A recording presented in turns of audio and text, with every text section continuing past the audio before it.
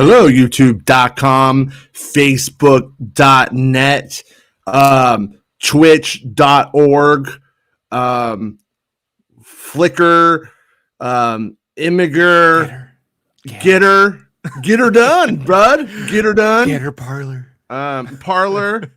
Yeah, because you just never know. Yaunt too. Can we do Yaunt too? Yaunt too. You're watching the Making Star Wars show. And today we have a bunch of mostly non-news, to be honest with you, and a little bit of news, maybe. I mean, y'all. Maybe. We should do y'all. I think Maybe. y'all should be one. Yeah. Today I had to make the featured image, the main story that's going around with a bunch of rays around it saying Ray shielded. We're smarter than this because you are all collectively dumb. Not you, the one person who I'm talking to right now watching this who knows better. You're cool. The rest of you guys are all stupid. You got crap for brains. And that's just not James Washington. James Washington, he's cool. He knows. All the rest of you, you're all stupid. It's why you guys fall for every stupid thing that ever happens. It's why, like, honestly, it makes me, like, every now and then I get a story, I don't even want to put it out because you guys are so stupid. I don't want to deal with it. But today exemplifies how stupid you are. Oh, and I want to say one thing, by the way. Bespin Bulletin Scoop is so on, you guys. I don't know why anybody is saying otherwise. You're wrong. Bespin Bulletin is right. You are wrong. I think my wording may have been better. For once, usually my wording is not better, but this one time is the Mandalorian production was muted. Muted is the way it was said to me. That is a better probably way of saying this because production being shut down and production being severely halted down to skeleton crews is a completely different thing. So, yeah, if you want to go up against Bespin Bulletin, you're going to get your dick burned. I'm warning you, it's going to burn your dick off like Mustafar style. It's going to happen. He's going to have the high ground and he's going to burn your dick off. Because hold on. Before you trail off. these cats at the spoilers for Cobra Kai, right? If you consider this a spoiler, the kids dropped the Obi-Wan quote. You have the high ground because this kid's tall, right? You know, he goes, "You have the high ground. You're gonna win." And I'm thinking, like, did they not watch Empire Strikes Back when size mattered? What the fuck? This is prequel era analogies. I just don't think they work so well. You know, I appreciate that these kids grew up with the prequels and they're quoting it because they would have. But the Daniel LaRusso in me is like, man, but size matters not. Like, fuck your high ground. Oh well, that's not... So Johnny just texted me, let me in. I'm just waiting for a second for you to take a break, and then he leaves. But now he's back. Hey, Mr. Johnny, how's it going? Good. How are you? Good. Let me turn you up because Gary Oldman's out. You're a today, quiet little dude. Oh, is that Dracula? Is that Gary Oldman's Dracula down there? That's the Bram Stoker's, my friend. Dude, can you give me Winona Ryder's phone number? I want to steal some shit and make out with her real bad. Yeah, I have it. I actually have we it. lost Rob now. Now we lost Dracula. Used his power to move Rob down. Good work, Draco. So is my mic good now? Because we've been having this problem almost every time I come on. You sound low to me. You sound low. Yeah, you sound low to me. My mic gain is up like far. Don't know, man. Yeah, I got you all the way up on the show here, so. But yeah, so today though I got Bespin Bulletin is not wrong. It's a game of semantics. Stupid across the board there. And then our next stupid part is this, and I can't wait to share this with you guys. I don't know if it's copyrighted music or whatever, so I'm going to turn the sound off. But if you want to hear if you want to go watch it on your own and give it some more views and hear a cello sounding like a Tyrannosaurus Rex, by all means, turn the sound up on your end. I just want to find the one guy who thought this was real. Oh, dude, they all thought it was real. They all thought it was real. I believe everything, though. Does that count? I almost had an aneurysm going through Star Wars leaks this morning. Yeah, all right. fuck Star Wars leaks. Those guys could eat my butthole. All right, here we go. Right here. So once again, not gonna knock the work. You know what I mean? Like in terms of somebody, but there's just a lot to like take apart here on how not to be fucking stupid on the internet. And the first part about how not to be fucking stupid on the internet is just remember what I'm telling you, okay? I'm gonna say like literally, probably not literally, but probably 8 out of 10 times that there's a major trailer going around. As somebody who will leak, who will squirt all over you, the Star Wars news that I get, I have the real video 9 out of 10 times. Honestly, it probably is that often, well before, and I'm told I can't share it because they send it around. It's not that aspect isn't because I'm Star Wars story. They didn't even Dude, we're told, I'll let you have it. I'll give it to you. But yes, that was. I didn't even need to see it, and I knew it was fake. Bravo to the effects work, though. Like if you're gonna make bullshit, whatever, at least they're putting in some effort, right? They're not just taking rando clips from Braveheart and rotoscoping sabers over. Yeah, well, it clearly took some time in like Unreal Engine or whatever they're using. Yeah, but at the same time, I mean, I don't know. I kind of on a weird level find it personally offensive when your first foray into the Lucasfilm fold or attempting to dip your toe into it is by deceiving the fan base. Not necessarily sure I'm crazy about that part of it. I agree, but at least it's still Sauron on an X-wing is Sauron. Yeah, like, I don't understand. Well, okay, but what I didn't get to say was if that was actually like going to leak, it would have leaked out through all of the various media outlets who get sent it first and need to schedule out the time block for it, and then eventually get sent the clip. And then Jason gets a text message from somebody who's like, "Hey, I like your stuff," or whoever, I don't care who. And then they're like, "Here it is." Well, and then it leaks out.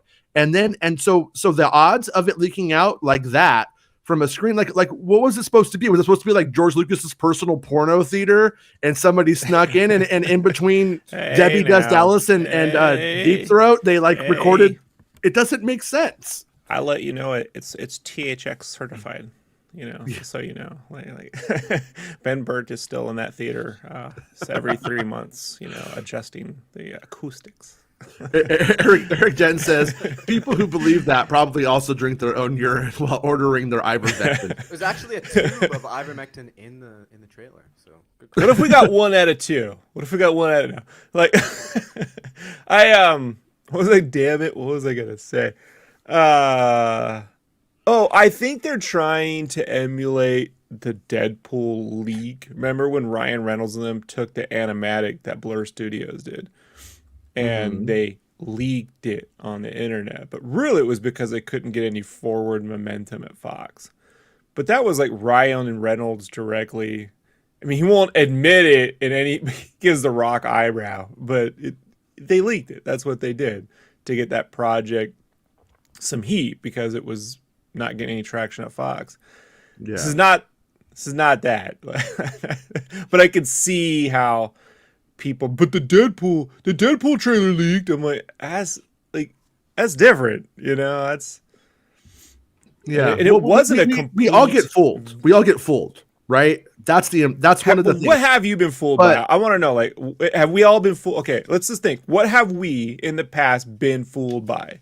Here's where I always get fooled by the classic CIA misinformation campaign, brother. Where you take a bunch of real stuff and you put it with some fake stuff, but the fake stuff doesn't go far enough. Like the big one that made Star Wars Newsnet hate me forever is that a source of theirs came to me, or a source of mine first came to me, who was a fake source, and was doing that, was adding all of the real stuff I had with a bunch of the fake stuff.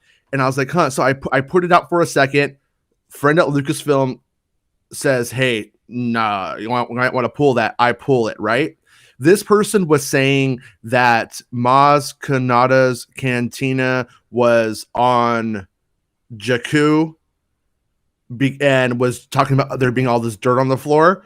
The source probably had a little bit of real stuff looking back at it, but what they did was they used all of their fan math and the stuff that I had already leaked out, which is concept art of Maz Kanata when she was on Jakku, and then said that's where she was. And then totally went over to Star Wars Newsnet and was like, hey, here's my stuff. Fuck Making Star Wars. They took my stuff down and said it's fake. And they're just like thirsty for a source. So they're like, okay. Yeah. And then did this whole thing where like they were like doing the like, high snobbery in their comments and stuff. So Johnny, have you ever been fooled? Like, so I'm thinking of this. Like, I don't know if it's fooled per se, but what did I believe? Was that the Matt Smith sort of young Palpatine thing. But that wasn't bullshit though. Yeah, no, I know. So I don't know if I was fooled by that, but I believed that there was something in there. I don't know that there was fooled by some sort of leak. I can always kind of tell like this doesn't really make any sense. So what you're saying is like you're like that fucking Who song, and you're never gonna get fooled again. Yeah, never gonna get fooled again. Never gonna get fooled again. Sorry, I actually had a joke lined up here, but my browser didn't save it because fuck my browser. My browser sucks. I'll show you in a second. It'll come back. But yeah, it's completely like fine to it's even completely fine to like something and hope that that pans out. Like, you know what I mean? Like we are all following things on a live daily basis, but it's just there was no okay. And then let's roll it back, Rob. You saw exactly what I saw, and I hadn't even watched the video, and I was just like, a Star Wars story. Yeah, like that's the first thing that I just go like, well, you know, with the visual effects and stuff. I know some people go, well, because visual effects wise, it's not something they would do. I ignore all those. That you don't know what they're going to do. I never would have thought we would have got the Vespas with the crazy mirrors before we got the Vespas with the crazy mirrors. Case in point. When the Tobey Maguire, Garfield, Campia photos went around, I'm like, look, that could be photoshopped. It looks, I mean, there's a lot of different ways. I put it into 50-50 for me, you know? Like, if I were 15, I would have believed it, you know, visually, but now I don't know. Like, it's very questionable all around. Yeah, like that right there. Because I don't know how I remember seeing that, but I know I saw that in Germany somewhere. Like I just know, I don't remember until you showed it to me. I'm like, I know I've seen this, but whatever. Don't pull from everything, folks. Like it'd be like, hey, we put a Farfig nougat in Star Wars. Yeah, it's real. I just don't know if I'd do that. So whatever. But we do. I think the ones I used to get fooled on. Was really that in between time between Batman and Robin and Batman Begins, when there was like a new Batman story every other week, and I sort of believe like Mel Gibson's gonna be, you know, or Sylvester Stallone's gonna be old Dark Knight Returns Batman, or like there was a bunch of them that I was like, all right, but visual effects wise, I don't think I've seen anything yet that 100% fans have done that I've been like, man, that looks real. And it's not the quality of visual effects anymore. I think it's the choice, the design, and the shot design and the marketing, like the when it all comes together. Like that trailer, hey man, that looks like a Disney Plus. Doesn't look like a movie, right? Let's say that was a Disney Plus trailer. But then a Star Wars story, like that's impossible. So it's not even a hard one. And even if it was a Disney Plus story, like the Tales of the Jedi logo, certainly that production logo would have leaked by now in one of these Christmas parties or something. You know, like it just, I mean, I just don't see, but I don't, even if we get fooled, I don't think that makes like anyone an idiot. Like I was on the fence about the Duel of the Fates script until I was able to actually talk to you and go, is that shit real? And you're like, oh yeah, it's real. Yeah. Well, no, I mean, it's like, okay, so, oh man. So to go back to the Star Wars story thing. So it was 2015 D23 and Lucasfilm had just called me and bitched me out, and then we were like, okay. They're like, will you stop? I'm like, yeah, I'll stop. And then they're like, hey, come to D23. We'll see you there. Of course, when I get to a D23, I don't see any of them there. But I'm met by a Disney rep who was a super cool guy named Daryl Borquez, and he has left Disney since then. He was one of the ones who was at Disney when he was a Marvel guy who was doing Lucasfilm side of things, because Disney didn't really want Lucasfilm handling the marketing because they have shit for brains when it's outside of just doing what George Lucas says. So he was one who was doing it, and meet with him there, and he's like, so they're doing the announcement. He gives me some stuff, not like information, but he's like, yeah. So Rogue One gets the subtitle of Star Wars Stories. Also, we're going with it. And at the time, he doesn't exactly confirm it, so I don't want to put anything on him. But he says basically there was a kind of a back and forth about it, and it definitely came from the Disney side of things. The A Star Wars Story moniker. So that was part of Disney's marketing, and it went to Rogue One, and then we saw it come back with Solo, and then it bombed, and then that's pretty much it. It never really fit. It was never a good move for Solo, A Star Wars Story. That one is actually fine. I don't love it. I don't even like it, honestly, but it's fine. Rogue One, A Star Wars Story clashes, and this one even more. But here's the thing about the Vespa, right? So if we had seen footage of the Vespa, and I would have been like, it's probably real because it's so fucking weird. No fan would conjure this one up. When I look at the trailer, the knight, it looks like Sauron. He has the same Sauron hat. It looks like something fans would design. And you got to understand, in production, when you're tasked with designing something, how it usually starts is they say, hey, art department, we got a brief description. We need a new bad guy. He's going to be the king of the Knights of Ren. He's going to be Ren. We're going to design Ren. We're going to make Ren. All right. What does that look like? Everyone shoot us your ideas. And then what happens is you try to not go for the low-hanging fruit. And the low-hanging fruit is the copy of the thing we already got, or the thing it looks just like something that is associated with this. So if I went and created, if I was working on, let's say I was working on Super Mario Brothers 20, whatever, new Mario game, and I said we need a new Bowser, and I made it look like Sonic the Hedgehog. You understand what I mean? It can't happen. There's so many IP weird laws they don't want to deal with, because they got to make toys, T-shirts, books. It would have to. You can invoke on some level, but you can't. These silhouettes look too similar. Also they're better than that usually. They're better than that. They don't get ray shielded. Well, look, they can go. You can go, how do I say this? So people could say, well, Kylo looks like Revan, or he just looks like a regular Jedi. But you know what Kylo doesn't look like? He doesn't. Even with the helmet, you never think that's Darth Vader. Yeah. The silhouette is not Darth Vader. And the silhouette, and I come from a strong background of silhouette design, is everything. And when the silhouette of Pattinson's Batman is not the same as Affleck's Batman, is not the same as Christian Bale's Batman, is not the same as Michael Keaton's Batman. There are different silhouettes, and that is incredibly intentional. Yeah. And so I feel like at some point, the fakers will come from pros who know this stuff, and they'll get really good at it. And then people will but we want the thing. And that's a whole interesting when that day happens. But for now, they don't have that down yet. Yeah. And I mean, then so we have all of these sort of context clues about why it's not real. But then we got down to marketing clues about why it's not real. And then, what else do we have about what's not real? It's filmed off of a screen.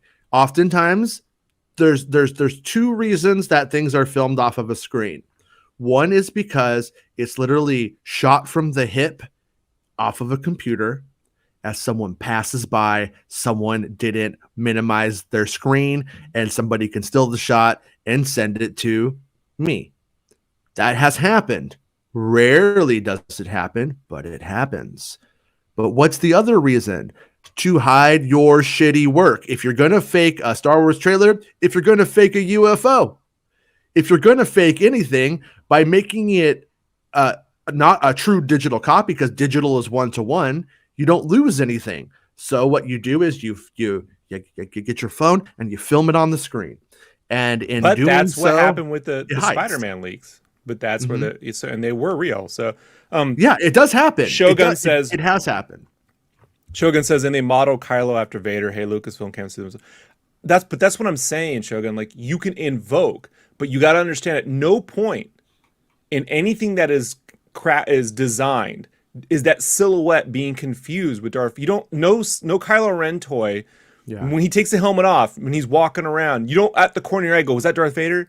You don't, because Vader's helmet.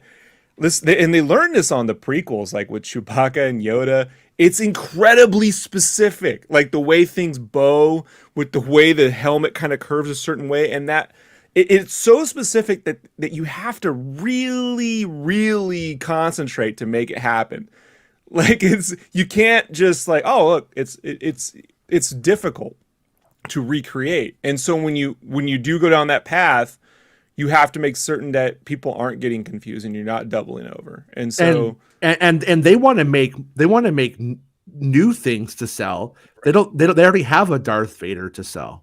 They already have a Kylo Ren to sell. They don't need to make things that evoke what you've already known to sell, because they already got you to buy that. They don't need Boba Fett's silhouette is not the Mando silhouette.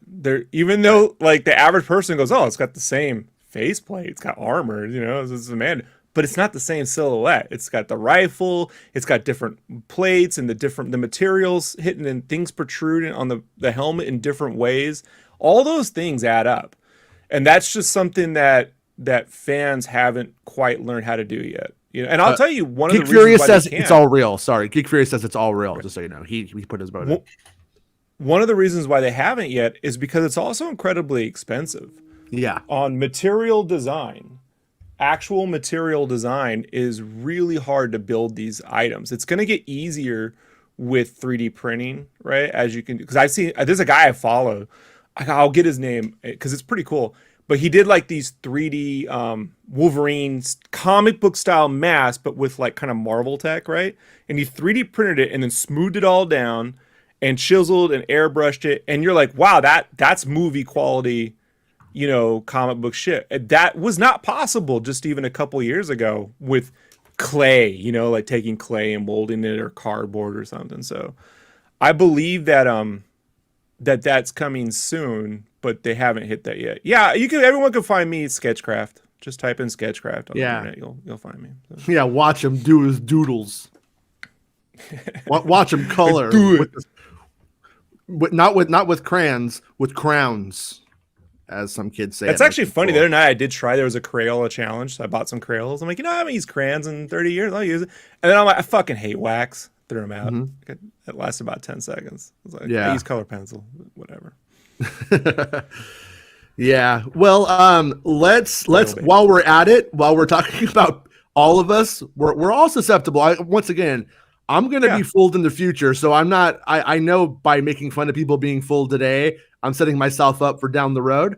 But 4chan leak was pretty good, right? The 4chan leak, it was like that was one where it completely was conservative and tempered. And I'm even going to still say it's so good at this point. There is a chance that they may actually not be full of shit, and they may have just overreached with their assumptions, not knowing all but pretending to know all. Do you know what I mean? Like so far, there's not things that are explicitly violated or like cross that off. Like it doesn't say Moochie, but could you have seen that and thought it was Moochie? Yes, you could have. You could have literally gone, oh, it's Moochie. Like you literally could have done it. So that's where it's either good or the leaker just overstepped. And that's also where usually somebody like me as an interim with somebody with that info is good, because I'm able to ask questions on the spot before the information goes out and sort of filter about what's not really clear. And but let's keep Fennec Shand off Facebook because she will definitely be voting for Trump if we're not careful. Because hashtag show put out more Star Wars. Katie Sackhoff's Bo-Katan is getting a Mandalorian spinoff series. Oh, that sounds real. It probably will be real at some point. So it's probably just a good guess at best. But then Ming Na Wen, woohoo, thrilled for you, Katie Sackhoff. Congrats, girl. And just believing everything that she hears on the internet. She saw that and saw her friend or a fellow actress or another woman in the biz doing what she's doing, making her dreams come true, and tried to support her. But that was a huge fucking mistake. She woke up to a stern call from a couple lawyers. Didn't Rosario Dawson do this also last year? Rosario Dawson, I have a feeling when she does it, it's more controlled. I just got to say, I could be wrong. But the Rosario Dawson stuff, it's always actually been true. Like Anakin, Sky Guy, they know, and stuff like that.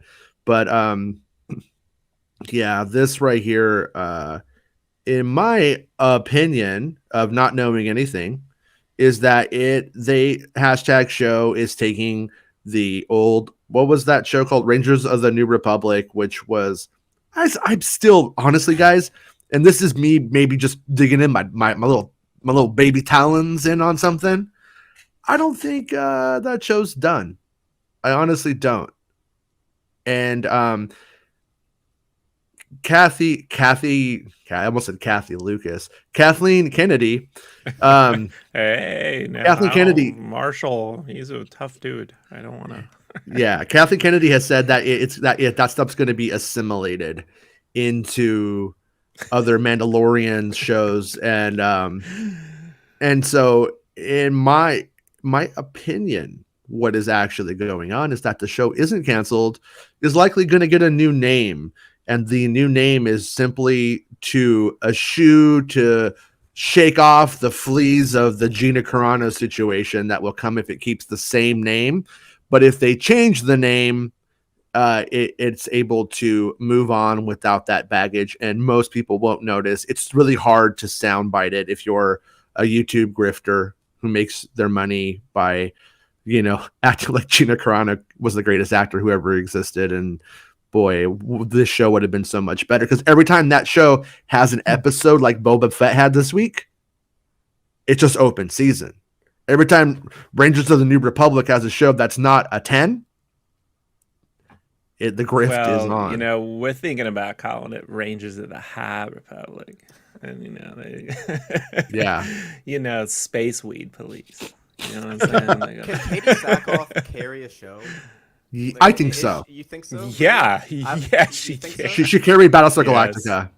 Oh, that's true. Yeah, Battlestar Galactica. Yeah, bro. Look, no offense to Tamura Morrison, Johnny, but if Tamura Morrison can get a show, she's a fantastic actress. Yeah. I was just thinking about the latest Netflix flop. I don't know what that was, Second Life or Afterlife or something like that. But Netflix is Oculus. I took my little baby boy when he was just a baby, and I was like, I need to get out. I can't stand this. I'm going crazy. And I needed to go to the movies.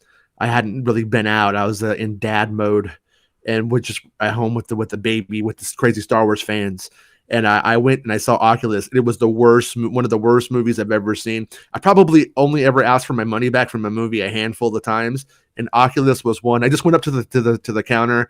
I was like, how's it going? They're like, what's going on? And I'm like, hey, I just saw Oculus. I just thought it was really terrible. I don't know what the policy is. If I could get my money back, that'd be cool. I'll totally come and see a new movie. If not, that's fine. I was not trying to be like a Karen about it or anything. You know what I mean? And they're like, oh yeah, here. They gave me some passes. They gave me 2 passes. I had a little baby with me. He didn't even need a pass. They gave me 2 passes. I was like, thanks, man. And that movie was awful. So, she doesn't magically make scripts good. That was my point. She doesn't magically make movies competent. That's why you have writers. That's why there's a job called the writer, right. And the director and all. Like that's. I'm thinking of like, look, Ryan Reynolds is good at what Ryan Reynolds does, but when they're like, hey, have you seen R.I.P.D.? Yeah. You know what I mean? Have you seen Blade 3? like there's plenty of things where they didn't work out. It doesn't mean they can't do it. So I just, And because even though I think Gina Carano has completely shit takes across the board, and I also think to some extent she got a little bit bullied. I do. I think she got a little bit bullied and reacted like an even bigger dumbass. I understand where she was coming from on that front, Like, nobody's going to tell me what I'm going to put in my fucking description. If you want to know if I'm he, she, them, or they, you could just ask me. And if you mess up, I'm not going to jump down your throat. I get where she was coming from at first. But later on, she obviously just gets even stupider and stupider as it goes on. They could have put a cardboard cutout of a Gungan there, and it would have been just as good of an actor as Gina Carano. But no, that's where I'm going. That's where I'm going with this. She has good screen presence, though. I think she could carry a show just as much as Tamara Morrison could carry a show. But to act like that is that specific quality that Gina Carano has herself is rare. It's not. That's the thing. Is her level of being able to carry something is ultra common. And so is it a huge loss? The actual only true loss is Gina Carano's pride and the fact that we invested in a character that we will not get to see through to fruition unless they recast her. That's my take anyway. And I have heard the same thing that Geek Furious is saying. I know some people who have worked with Katie, and she's a big team player on shows. That's why producers keep hiring her. So there's no reason she couldn't carry a show. And I remember I knew people all the way back on Battlestar who've across the board always said that she was cool. You know what I mean? I blanked on Battlestar. Yeah, it's been a long time. Yeah, I haven't watched it in years, but when I watched it, oh my! I wish I could go back and watch that again. I like binged it in like a week. Ugh. The fucking Cylons not having a plan ruined the whole thing for me though, because that was what had me going. I'm like, what's their plan? The thing is, there's no good answer to what the plan is. They should have just that's all you can really do because anything's gonna fall short of how it was built up. But they had years. They had years. I'm just saying. Hey, what's up? It's somebody's calling card. So what quality does Gina Carano have? Is that she can literally read cue cards off a screen. She isn't ugly. She's believable as an action hero. And she had good screen presence. I think people are forgetting, go watch that first Deadpool movie with, Toothpick, right? Like, you bought that character was fighting Deadpool legit. She had good screen presence. And look, if you think that doesn't matter, go watch X-Men 3 and look at any of those Brotherhood of Evil mutants in the background. It's a laughing stock. You could have really bad. The guy who played Doctor Doom in any of the Fantastic Four movies, it's not good. It's not good. It can go horribly wrong. So presence means a lot in a visual medium, Unfortunately, people get hit in the head and all the time. Well, yeah, no, but it's that's like the problem. Remember the Dixie Chicks? Like they're not my cup of tea for music at all. I think it's pretty bad. But what was her name? Natalie Maines, I think was her name. Had really good takes on politics throughout the years. Yeah, politics that have all been accurate, but they dived their whole career off of it because their audience could not divorce her politics from her art. And so at the end of the day, I think it's fucked up. It sucks. But Gina Carano is the opposite of that. The audience, a large part of it's never going to be able to divorce Gina Carano's really shit takes about the pandemic and trans people and stuff like that away from it. And so she killed it, and it was really over nothing, which is the saddest part on that one.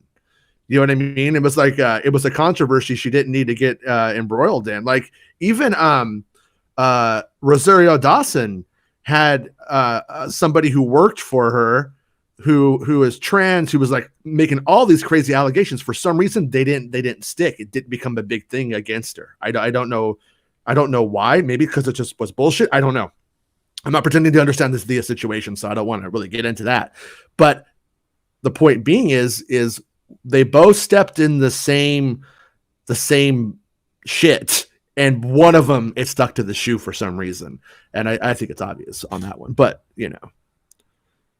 Gina Carano spent the majority of her professional career getting hit in the head repeatedly, and it shows.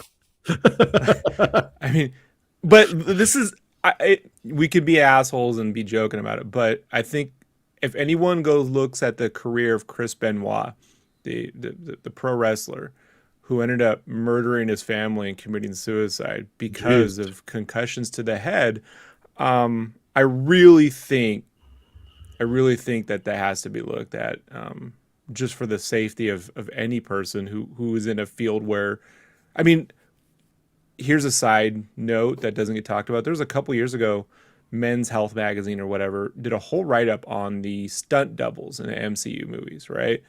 And the stunt doubles, we always hear about how actors, they get all this money to get paid to look really great on screen, right? But the stunt doubles have to look just as good, and they don't get any budgets. They have to do it all on their own, and and it was all these interviews with stunt doubles who didn't want to go on record, but what that took to do that and how erect their bodies is just something. It's like, it's an unspoken, thing in Hollywood that it's a problem, and they don't get the funding. Why don't they get the budget? Why don't the studios? Because studios will just not spend wherever they don't have to, they just don't. And, these any of these, whether it's WWE or MMA or whatever, any job where someone's repeatedly getting hit in the head, football, pro wrestling, whatever, it has to be looked at and taken seriously. I think. Oh yeah. I think these studios or these companies and these organizations joke about it or look past it in the same way that our military look past Gulf War syndrome, after Desert Storm. Like, this is just, it wasn't even a hard war. I remember that bullshit, I mean, well, my father, my stepfather went to Vietnam. He was in the jungle. He was in the shit, and he went to Desert Storm, and he came back. He got Agent Orange from Vietnam and Gulf War syndrome from Desert Storm. Yeah. It's like, it's a real fucking problem. And now it's not, no one's like laughing at it, but like, I really think it's something that needs to be paid way more attention to. So it's 11:38. All right. So what's his name? Geek Furious says the thing is, people who worked with Gina love her. So she could have easily been a big star and been public about her politics, but she pissed off some executive. See, I honestly think that the big thing with Gina Carano was that she was spreading misinformation during a pandemic that is killing people. And I think that's where all of a sudden it's not about your politics anymore. Like that's also one aspect of it. They surely were not happy about her pissing off the trans community, and then using R2D2 to do it with Beat Bop, where it sounds like R2D, and doing that to throw it back at him. I'm sure that really, got on their tits, so to speak. But on top of that, when you're doing misinformation during a pandemic that's killing people, I think that just squashed the patience, of people. It's just like, at that point, you're actually, and just think about it from a capitalistic perspective, you're killing the customer. You're like literally talking to the customers saying, go die and don't buy Disney bullshit. It's stupid. It's stupid across the board. Keeping your customers safe and buying your shit is number one at Disney. If they really thought she had value to the company, they would have tried to fight for her a little more. Yeah. She's just an expendable person. Like the rare or like nice quality about her is that she had like a rare physical presence for a woman on screen. But I don't think that it's that rare. And there's just honestly, for me, there's just nothing there. Yeah. Well, the thing about it though is that she was a huge investment for Lucasfilm, it wasn't like the way it's made to sound on the internet. I don't think, in my opinion, the way it's made to sound on the internet is, oh, some SJW just fired her because she's all about being a stupid right wing idiot. The character was a huge investment. Like literally screen time, episodes devoted to building that. And in that choice, they had to say, we either going to have to recast, or we have to just let the investment die. And it's, I think they're letting it die. It wasn't a You know sound what I mean? investment. That's it. They made a mistake. Well, I mean, I don't know. I don't know. When they were casting an idiot who used to be in MMA and wrestling to be an action star, that's a pretty common Hollywood move. I don't think anybody could have seen a pandemic coming where she was going to utterly like become as stupid as she got. But I mean, who could have guessed, right? Is it their fault? I don't know. I don't think so. I don't know if you could. I have a feeling if you hire anybody from UFC, anybody from wrestling, I kind of think that this is always on this level of stupid is always on the table because they're not necessarily intellectuals across the board. People can say it's political or not political. At the end of the day, Tom Cruise, everyone can agree, is a really fine actor. But he jumped on a couch once and almost ended his entire career. So any studio will back away from a person who's going to make them look really bad, And that's it. It doesn't really matter what the reason is. If someone had been like, "Hey, we're making Iron Man," right after he jumped on the couch, and which he was producing at the time. I don't know if you were aware of that, but he had the rights to Iron Man for the longest time, and so. Had Paramount or Universal had said, "Hey, we're making Iron Man," it would have been creamed. No one would have gone. It took the fat suit Guzman with Les Guzman, the Katzenberg. He's playing Katzenberg, folks. If you want to know what Jeffrey Katzenberg's like, go watch Tropic Thunder. But it took Tropic Thunder to make everyone go, "Hey, he's cool," But it was just like I don't know. It had Tom Cruise jumped on a couch and then told everyone, "Hey, AIDS is fake," I mean, that's it. You know what I mean? I mean, remember what he said about what Brooke Shields and mental disease. I mean, that came very close to 1-2 punching his career too. I mean, that and it's only because we still don't take mental issues seriously in this country. We just don't. We shrug it off with that puritanical, just shrug. Like, no, man, people need help, and there's nothing wrong with that. Like, and Tom Cruise has that Scientology will sue your pants off money coming from angles too. Need big trucks and guns, brother. We don't need mental health shit here. The Matrix Resurrections told me that's not important.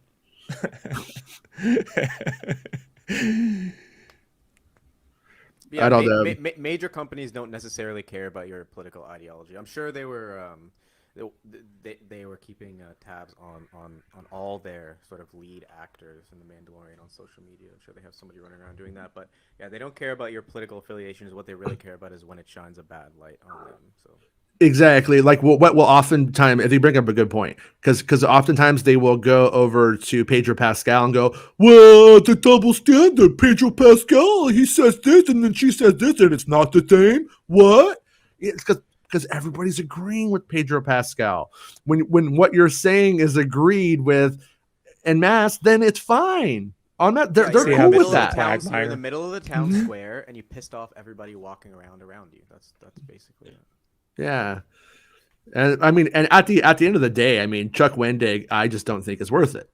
So for Marvel, I think Marvel was candy ass to get rid of him for the reason that they did.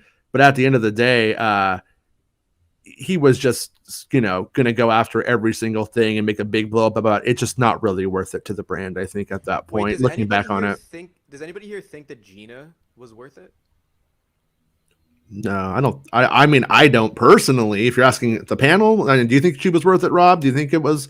I mean, just all things aside, do you think that they should have just clammed up and shut the fuck up, and everybody should have just went silent and let it tire itself out, and that should have been it? Or do you think they did the right thing by going, "Bye, crazy"? I think anyone who advocates for people dying in a pandemic to deserve whatever consequence befalls them. Yeah. You know, I don't trot out the Army card, but I spent a year and a half in nuclear, biological, chemical.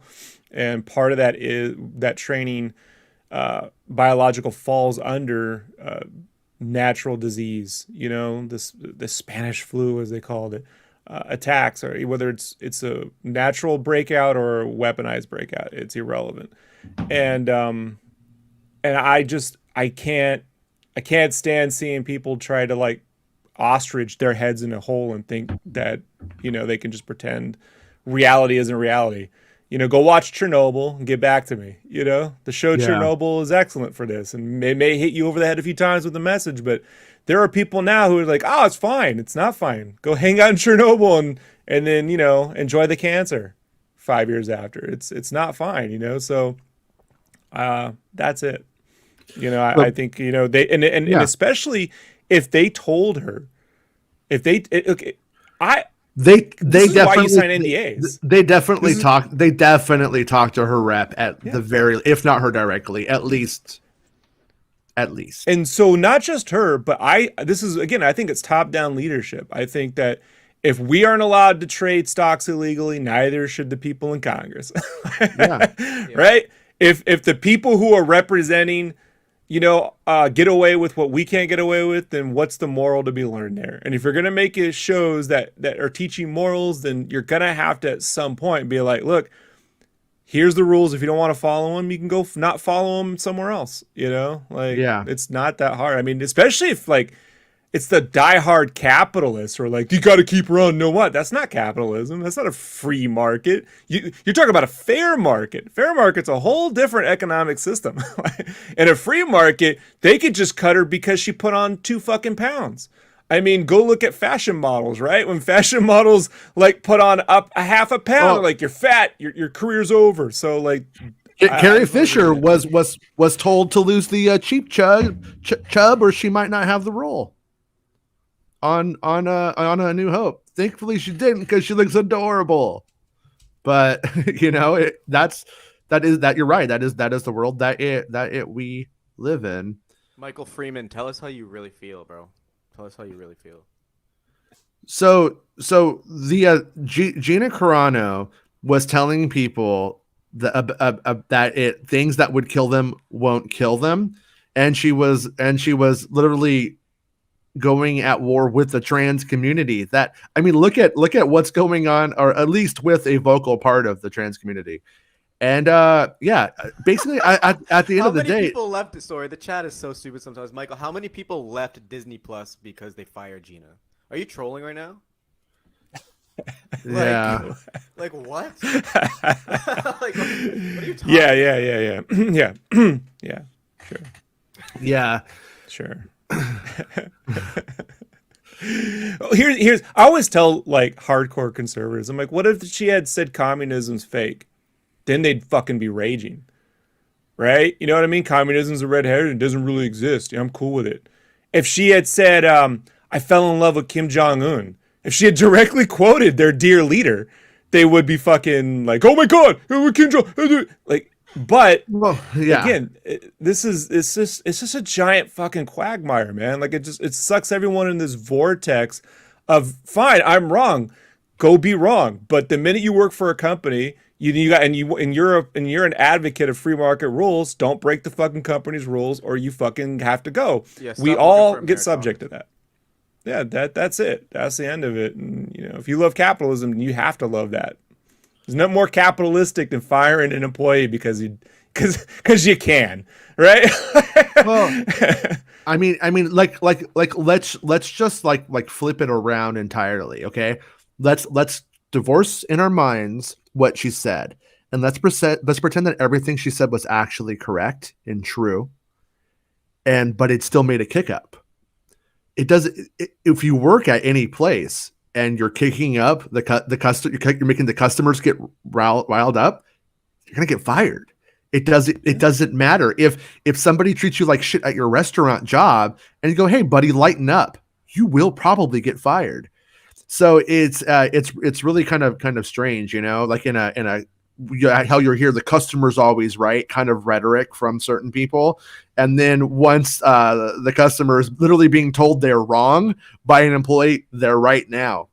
Well, which is it? You know, she broke terms of service. she broke. Yeah, think of it in terms of people who get like banned on Twitter. You're using a private platform and you use it to say something that you're not allowed to say on the platform. You're gonna get banned. You broke TOS, and this is not a like Twitter's a private company. They can ban whoever the fuck they want, just like. And she didn't get banned though, right? She's still on Twitter, right? No. I'm just making the comparison between breaking TOS in a private company with Twitter and then basically like breaking your TOS with Disney. So I get people asking me questions. I get at least once a month. I get an email from some journalist who's like, "I want to get you to go on. Can you talk about, experiences at certain companies I've worked at?" If I even respond to that, I'm breaking an NDA. Like, doesn't matter if I'm currently employed with them or not. I've signed a previous NDA for that work. I can't even respond to those emails. It just goes right in the trash bin.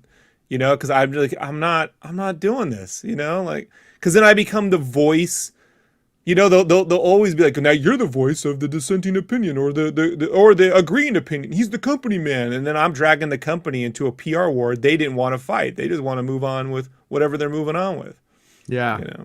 Yeah. Well, I don't really know what Pedro Pascal was supposed to have said that was worse. But if you want to hear some strange irony is I live really close to where Pedro Pascal comes from. He just lived literally down the street. And I've heard from more than one person, dude was a huge high school bully. We're not in high school anymore though. He's grown, it's years later, and maybe he's trying to stick up for people. Maybe, looks back on things. Like Pedro Pascal has an interesting life story. That's like the whole point of Cobra Kai. Mm-hmm. And I think that this is something that we do have to reconcile too. Like, at one point, if you were an asshole, you don't have to be an asshole. It's actually the whole point of Star Wars is redemption, like on any level. Like, no, there's never a wrong time to do the right thing. You know? Yeah, exactly. Punching down is never the right thing, folks. Like, never. So Yeah, but it is funny because I know people who are like, man, I really love Star Wars. Now I'm having a hard time because a high school bully is the hero in Star Wars, and that sucks. And I've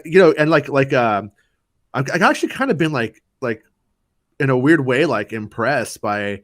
They've really kept Pedro Pascal's father out of things too, which I'm not somebody who thinks that he should die for the sins of the father, but like his dad is in a whole big scandal where he was like doing fake stuff with like pregnancy shit. He was a doctor.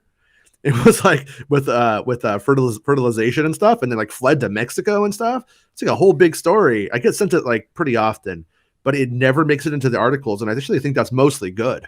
You know what I mean? It's really, but at the same time, I've never seen him talk about it. I'm curious if he ever has. But I just love it when the Kenny Baker has kids story makes its rounds every now and then. You should see that R2D2 is a little bit of a coxman, folks. If you don't know. Yeah. R2D2, he was he beep bop booped all across the East and West Coast. Spoilers, Kenny Baker does not pull out. Don't believe him. He won't do it. He won't do it. The rhythm method is the rhythm as he finishes. Every time I see R2 do that little doop, I go, "Oh, Kenny." Yeah. Oh, Kenny. Oh, Kenny. Okay.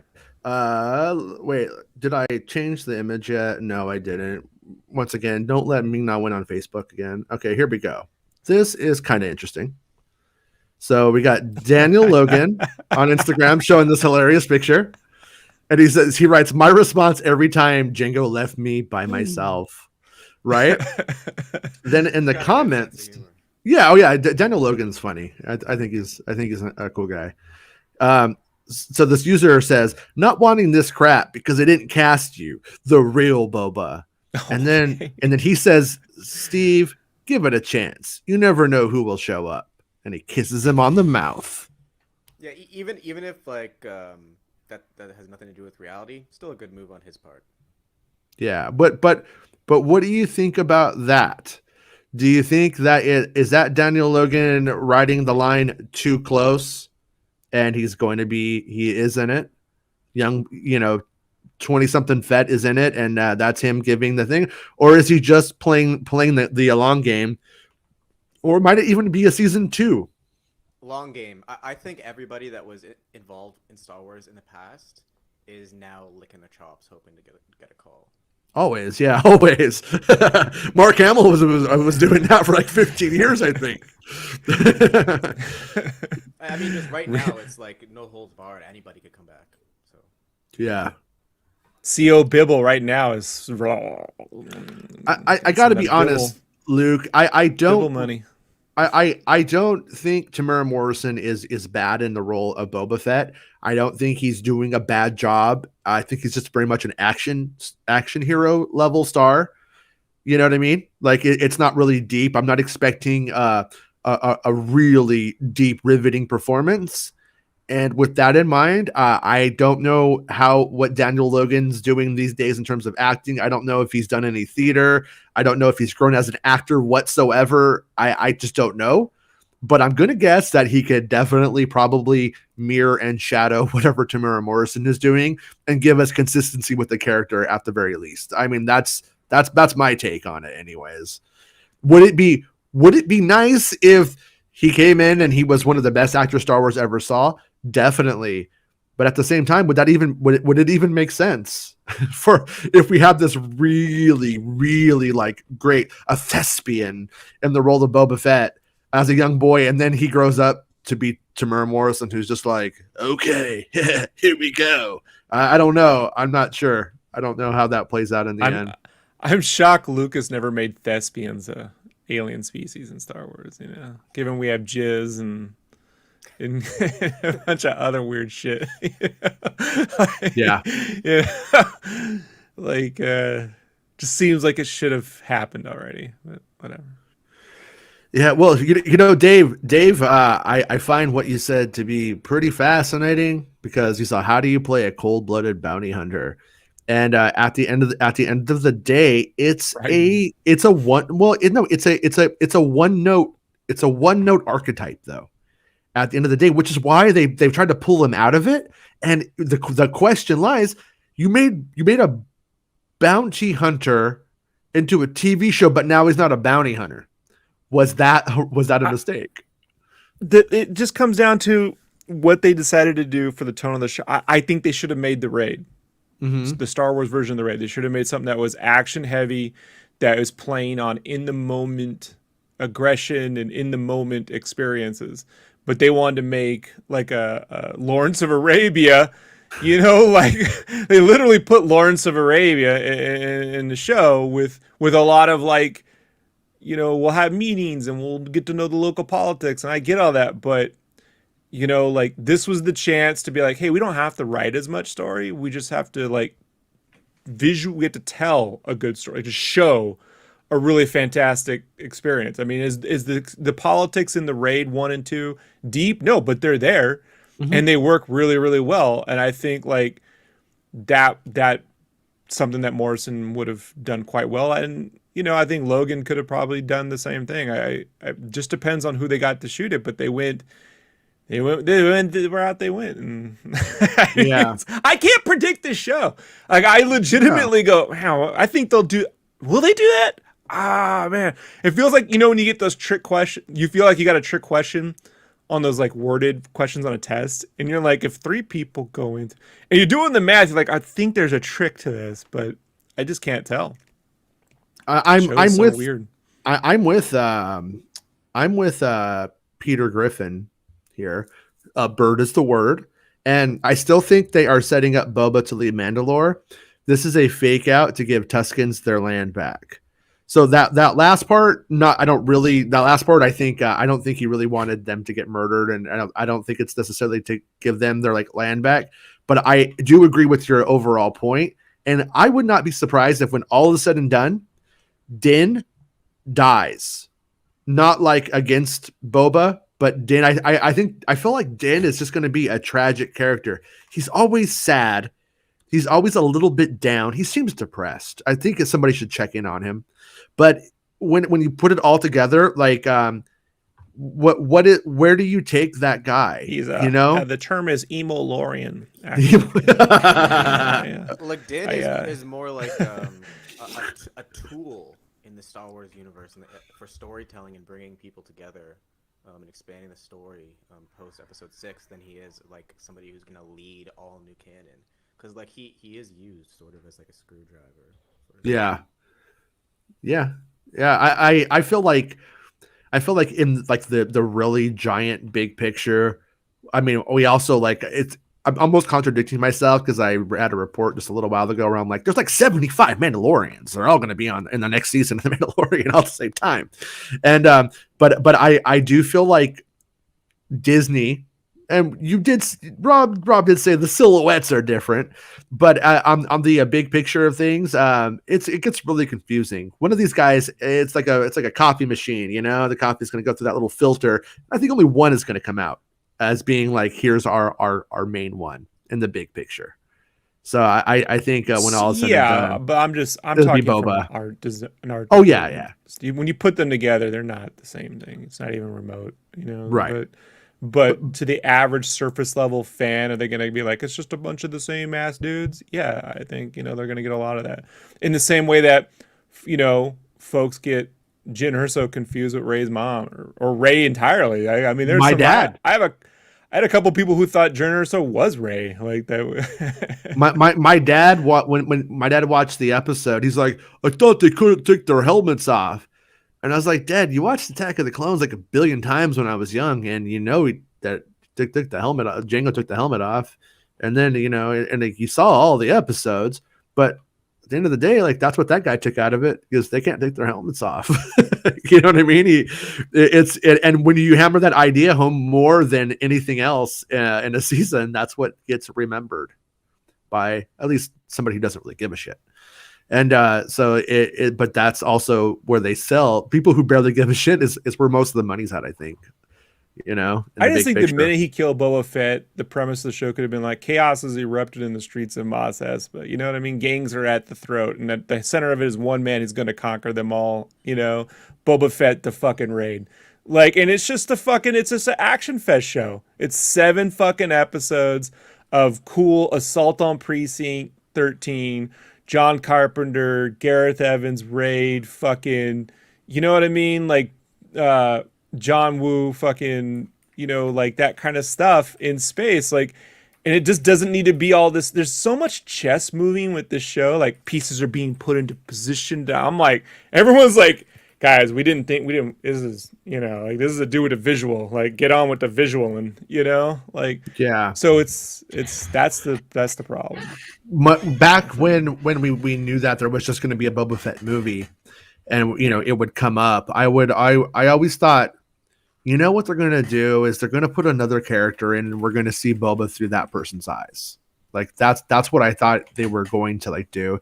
And then when Ming-Na Wen became like his partner, I started to sort of think Ming-Na Wen was probably going to be like the main character. We were going to be seeing Boba from a distance, and he would just be doing badass shit the whole time.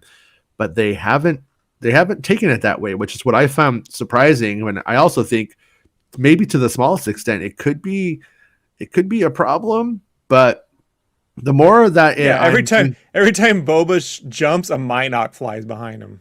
John, why his ass? They're dubs in Star Wars. Yeah.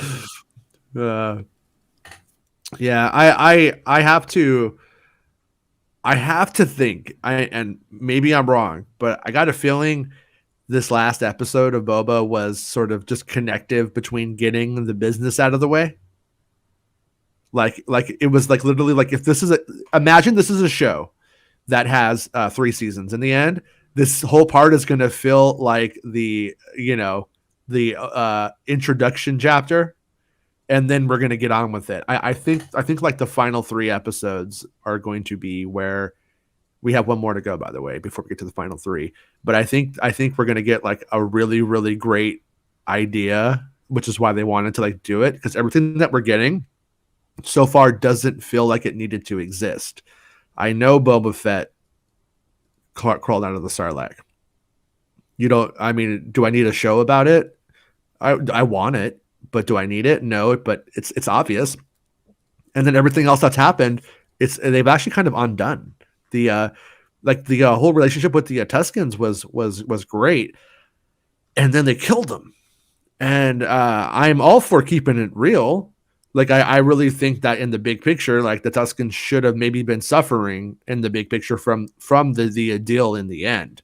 There could have been ways of doing it where they're getting picked off slowly over time, but maybe he's going to have a better relationship with more Tuscans on the planet because of it.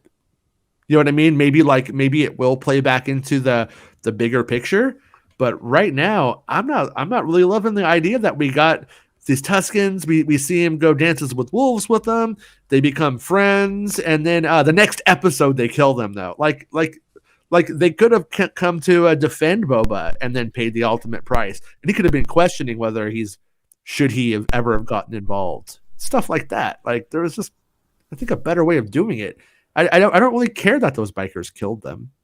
I mean, it was just like, who are these people? And you should know that there are a bunch of nobodies with Tatooine on their jackets written on the back. They're gonna get killed.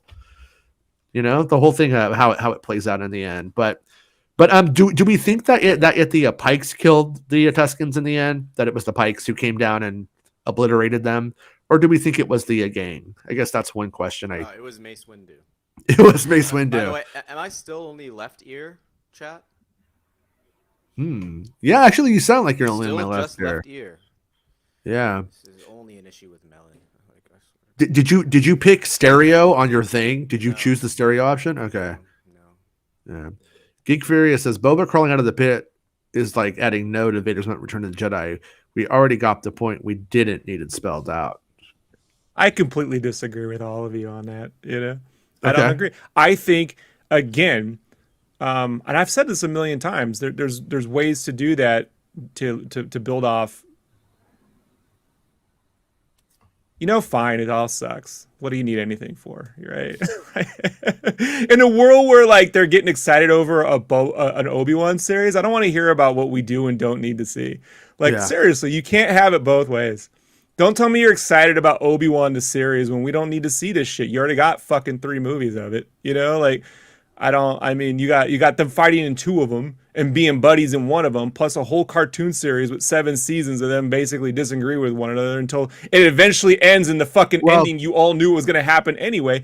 But why do you do it? Because I want to go on the adventure. It was just told poorly. It wasn't built off enough. You didn't feel the experience. So that's it. Like that's an execution problem, not it's a bad idea problem. My philosophy, which clearly isn't theirs necessarily, but is that you can tell any story you want. I do agree with you about going on the adventure, but what I need them to do is have the aha moment where now the aha moment was he should have seen his father's face in that trooper's helmet. But that is the aha. No. Let me finish my sentence. Why did this need to exist? And I need the aha moment to be, now you've made me believe this needs to exist. Clone Wars, believe it or not, did it for me when they brought back Maul. I was like, oh, I don't know. Then they didn't tell me. It kind of pissed me off. Why? But by the end of it, the whole war between Mandalore led by Maul and stuff like that, I was like, it needed to exist. You convinced me. Now, you bitched out on the beginning, but you convinced me. And so far, I'm not getting that out of this one that it needed to exist. But how long did it take them to get there? It took 4 or 5 years to get there. No, right? It took a year. It took a year? It's between season and so that no one canceled their Cartoon Network subscriptions, right? Like the minute they didn't fucking get it in the first 2 episodes, and then everyone's saying this doesn't need to exist, or are we all going to have to endure the likelihood of in the next 12 months of how Boba Fett was secretly the best fucking thing ever? You know what I mean? Like, and you all were stupid for doubting it. You know, like right? Those videos. But here's what I think or hope. I don't know if that's what I think. It's what I hope. What I hope is that when we get the final 3 episodes of this season, We understand why it needed to exist. What was the idea that was so fucking inspiring that it, of all of the things to capitalize on Star Wars, it needed to be Boba Fett at this particular fucking time in history? Out of all of it, why? And I think and I hope that that idea does exist. It might, but it also might not. If it doesn't, James, then people are slowly digested in a Sarlacc. Perhaps you forgot that talking point. Like.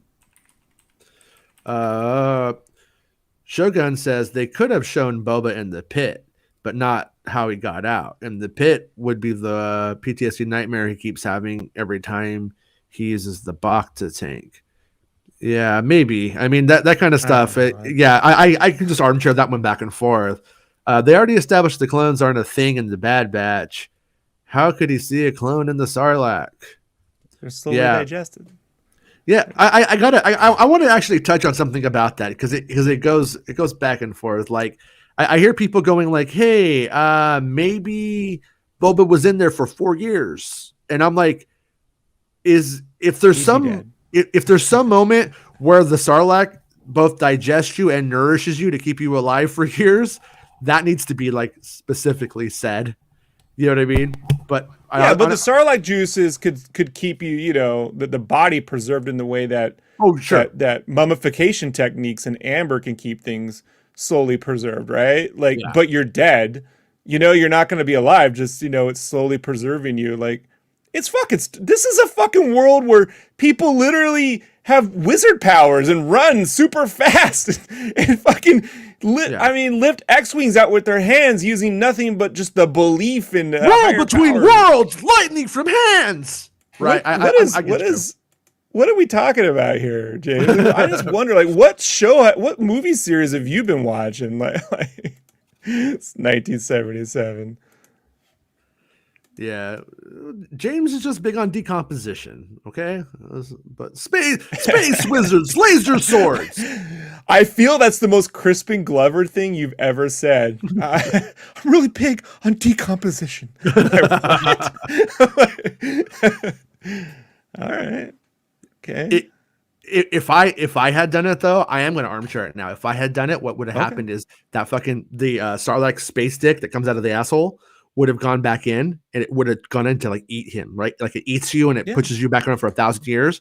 Boba Fett would have grabbed it by its fucking beak. He would have fucking opened it up like this, and then it would have freaked out and it would have jumped out, ripping itself apart like a fucking prolapsed asshole. We've agreed, especially when he gets out, having that beak come after him for a final attack. I mean, they didn't set up that whole thing. It's not a sequence; it's a moment. But if it had been a sequence-driven, sometimes people think. Somebody said Sarlacc juice, so Max had to show up, and he said Sarlacc juice. Hi, Max. Sometimes they think in movies they overdo it, but I think coming up with a really good sequence that culminates in that last battle that just there's you it's funny. Even though he lives, you'd be like, I don't know, is he gonna make it?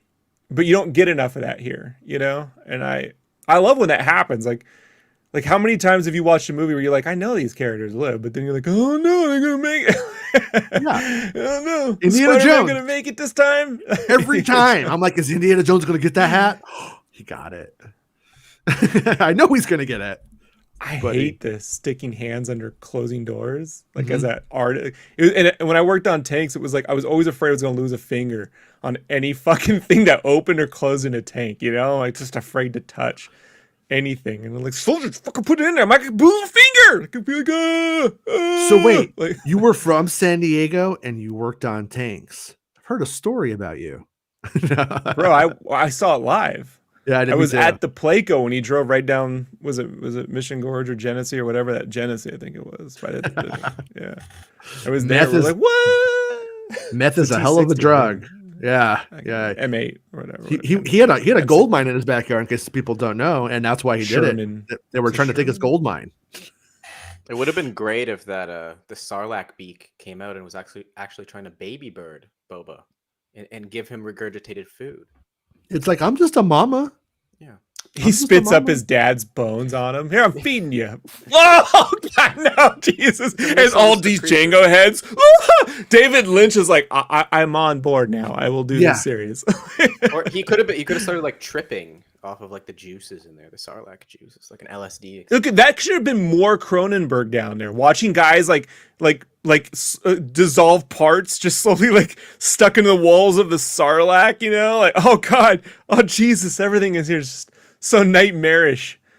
I want Boba to take his Rancor get it on a leash, you know, ride it, whatever, and just like chill, like go over to the Sarlacc and just start like gnawing on those tentacles. So like it just, shits start into the mouth of the. He gets the Rancor to shit into the mouth of the Sarlacc.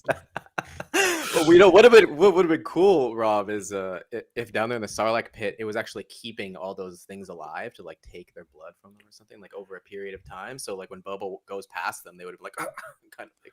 You know what I'm reminded of is remember. Yeah, I know. I fixed it. I don't know how. Johnny Mono. That's your new rock star name. General Stryker, Johnny Mono, and Captain A-Hole. Johnny. So like, you know, yeah. What was it? I'm thinking now of the most obvious example of this, and why Robert Rodriguez didn't invoke it, I'll never know.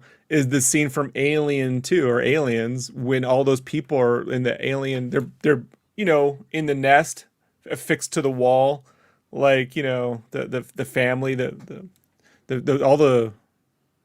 all the colonists are like, the Space Marine's like, what? Then they're like, kill me, you know, like, oh my God, yeah, like there was a real Alien 2 moment to invoke there. So, one thing that I picked up on in the like current season of The Mandalorian or Boba Fett is we have those people becoming they're kind of becoming robots. The space gang, the Vespa gang, you know, they are becoming robot people. I just want some water. Yeah, do you think they're gonna actually like push that?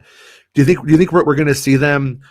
Because like the idea that we're given about them is that they are replacing their body with robot parts because they're all about it. But we also have to think about it. We have the Bomar monks that are doing the same thing. Are we going to maybe see them turn into some kind of like robot, taking the philosophy of the Bomars, like the monks, to a new place and become like karate ninjas? I'm saying that could happen. I've looked at it, I thought about it, and I think it could happen.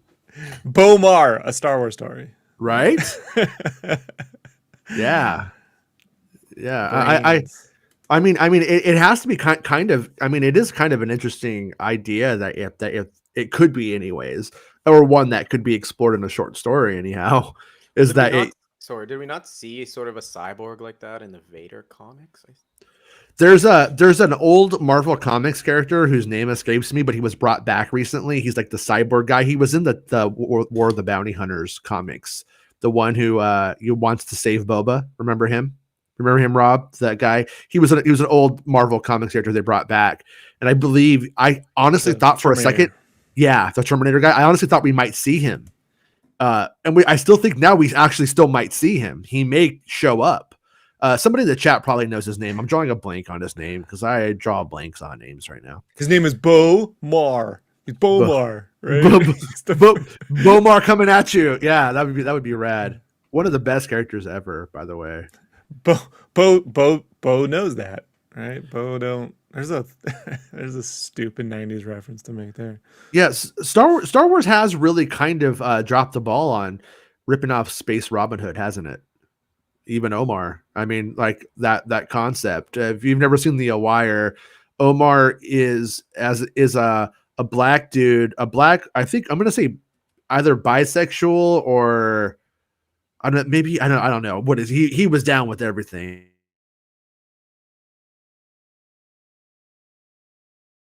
Crack dealers, so he starts attacking them, stealing their money and giving it back to the people in the community. It's a badass story. It's really one of the best probably stories I've seen on HBO ever.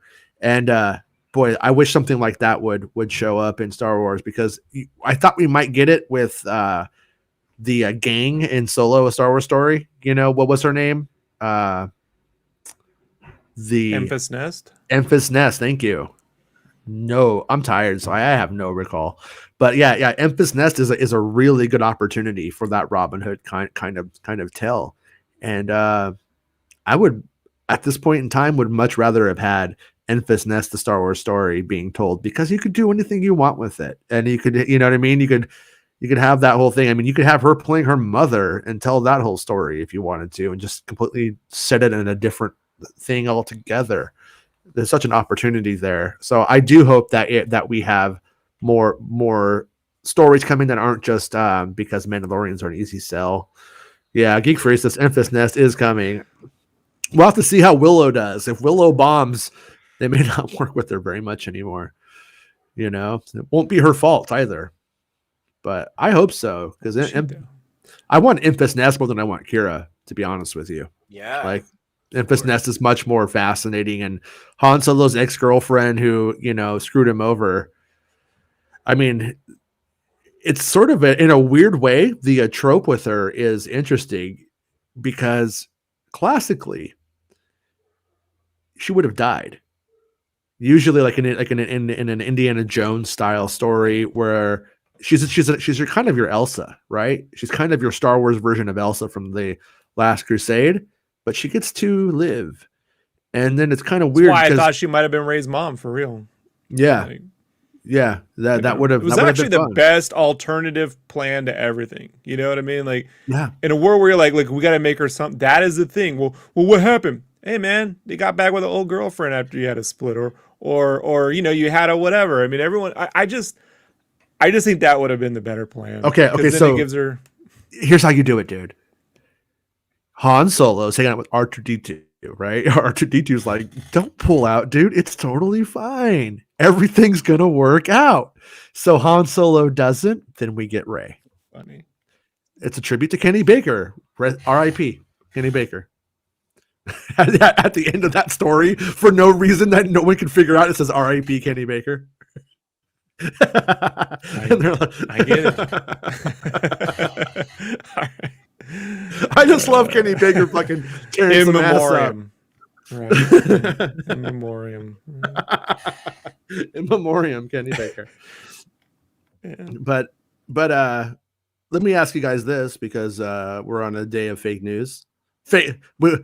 Star Wars fake news. A lot of people are saying there's a lot of fake news about the Star Wars production. Do you guys think you guys still think we're gonna get Kira? You guys think Kira is a sure thing? And I disagree with Meg. I just don't see it. Yeah, personally, I don't know. I don't think so. Yeah. I'll be wrong if Meg's right. I mean, obviously, that'll be how it works out, you know. But I'm not looking at leaks. I think, you know, when people watch this, they're thinking about what we said or what other people have said, and they're going into a show with all these things, looking for those things. I really try to look at what have we seen? What have I seen in the show that is alluding to whatever could lead next? And so far, the only thing that I've seen in the show is, you know, that they're a little cagey on is the mayor the guy doing it? You know, when the twins say there's another, you know, syndicate, is that the Pikes? Or everyone's being like needlessly mysterious for no reason in this show, right? Like, are they afraid to say Crimson Dawn if that's the case? Because, like, I think in Star Wars, most villains in Star Wars, especially the criminal kind, tend to just go, hey man, fucking, you know who rules this shit? The fucking Crimson Dawn, motherfucker. Oh shit, you know? But it's so mysterious for, like, either dragging out a show, like, you know, or it's all just a giant fucking red herring for I don't know what, you know. That's why it's always hard to guess. If they were this huge syndicate, like, nobody mentioned them yet? Not a single mention of Crimson Dawn. Yeah, I felt like the Nightwind dudes would have just been Crimson Dawn dudes if that were the case, but call me nuts. You know? Marvel is setting up that Crimson Dawn has been dismantled by that time. And so what I am sensing coming, if it's this story, if this is the story, is that we're going to learn that Crimson Dawn went away completely done. Yeah, well, Everybody's Maul left Crimson Dawn too, so obviously it was like. but at the end of this episode of Boba Fett, what do we have? We have him going. There's more at play here. We see the Pikes coming, and they're going to war. The mayor ran away. The mayor is in hiding.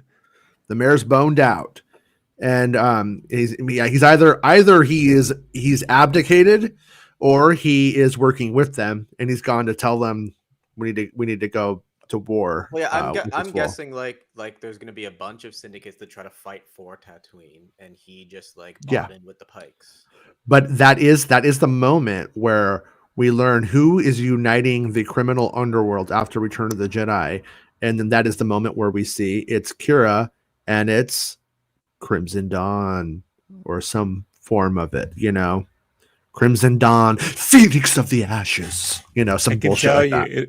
It'll hit with it's just not important. That is one of those things where it's like it's important to Uber fans, right? Mm-hmm. But to the average person watching the show, they're gonna be like, "What am I?" They didn't, like, what is it? But what do I always say to that though, Rob? Do you know what I always say? I don't know. What do you always say? A lot. I always say you're all stupid.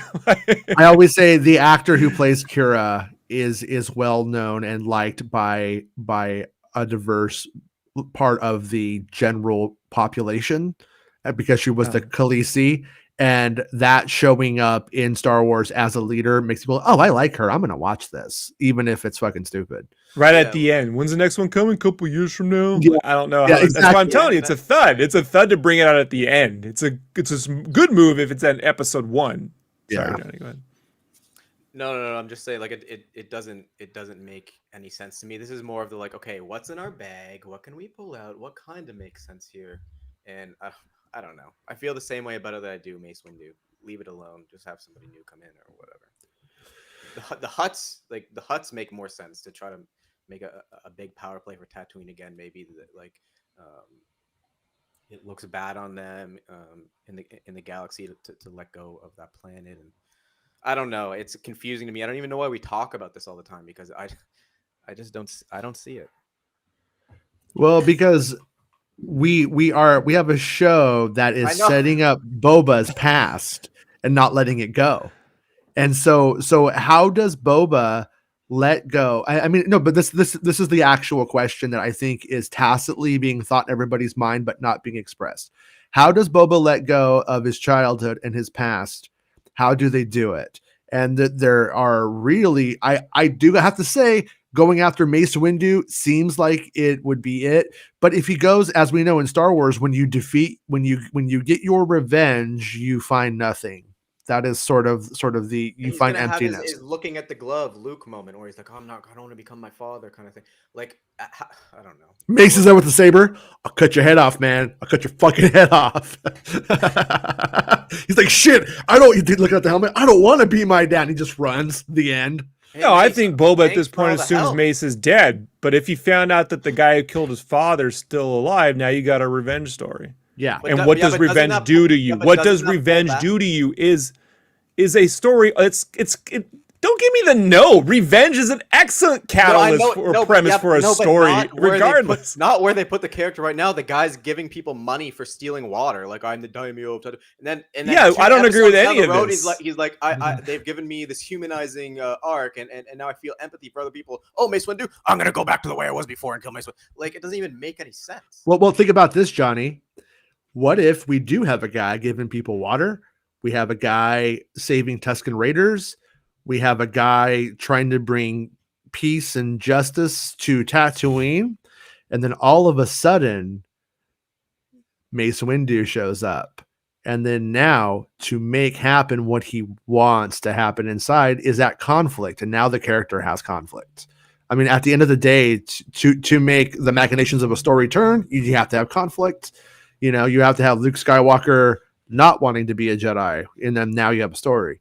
And so I kind of feel like it's that really could be where he starts to make business decisions that aren't smart because revenge is what's important, not what he and his partner set out to like do, they could make that story work. I'm not saying they will. I don't know. I just thought But- they were already doing that story where like everything he's doing now is at conflict with the person that he was before he came back out of the Sarlacc pit. So I don't know that we need to create another conflict. He's already going through that inner turmoil and becoming a different person. Johnny, right they now. got 2 more seasons to write. What are you talking Yeah, about? I know. Yeah. You got to learn how to make an extra album whether you want to or not, Johnny. You're too artsy. You know what I mean? You got to feed the machine while the machine's good, bro. Like, Yeah. you know, a 5-year window. I mean, and also too, like something to think about with Mace Windu though, is do we really know like do we really know, I mean, don't take Shatterpoint and shit like that into account. Just take what's on screen. Do we really know who Mace Windu is? Like do we really know anything about Mace Windu at all? We really don't. The only thing that we have is the implication he's the other Yoda. But what was Yoda at the time? I mean, Clone Wars was like, well, we need to wrap up Yoda as a story in the Clone Wars. Oh, he's a dude who got full of fucking hubris and fucked it all up. Like that's essentially what they ended up doing with him. And Mace is the same, but Mace, we never got a story where Mace has to come to terms with like what he did or what he didn't do or where he fucked up. So what happens to Mace post Jedi Order? Could Mace Windu do a Maul? Could Mace Windu be out doing, could he be a crime lord too? I mean, He's would dead. they do that? He's dead. Okay. We're talking hypothetical that he's not dead. What would Mace's post life of Revenge of the Sith Look, become? Mace He probably would have easily done a Yoda and went into exile. I don't think he would have done But- anything. But he doesn't help. But what if So they have to change it. But if you made Mace the bad guy in season 2, and you give you give Boba a revenge quest, like maybe Boba wins, whatever, but he is ignoring this and he goes off to get revenge, right? And then you find out that Mace ended up in the outer wilds, whatever, the wilder space, whatever they're calling it, and Wilder space. and he's out there Joris see both in it, right? Like he's got a little planet in nowhere where he just abuses people. Like he didn't deal with that very well at all, you know, and he's gone mad. You know, then yeah, there's a fucking cool story to be told there. It just depends on how it's written. I mean, look, you can have, again, its plot is not important. It's about what the characters do. Like the simplest of plots, what is the plot of Drive? The experience of Drive is why it's great. And a lot of Tarantino stuff, it's not the plot that works. It's the experience that the characters are having at the moment that is transformative and amazing, especially when you look at Once Upon a Time in Hollywood and you know, parts of Inglourious Basterds. That is the whole point of telling stories, man. Like everything, if you try to make everything super important, nothing will be important too. So sometimes it's about giving the character the chance to make the wrong decision and learning from it, good or bad. And that is the strength of that's why you hire actors who are, you know, can give presence and can give emotional performances, and why you hire directors who want to tell those kinds of stories. If you just hire people who move the camera around and we captured whatever we shot, you know, then all you get is some surface level stuff in which, you know, hey, look, nifty visual effects. That's what the prequels feel like at times. I'm not saying that was the intention, but at times it just feels like they set up the camera, they shot it, we got it, that's what happened, boom, it's a wrap. It's not.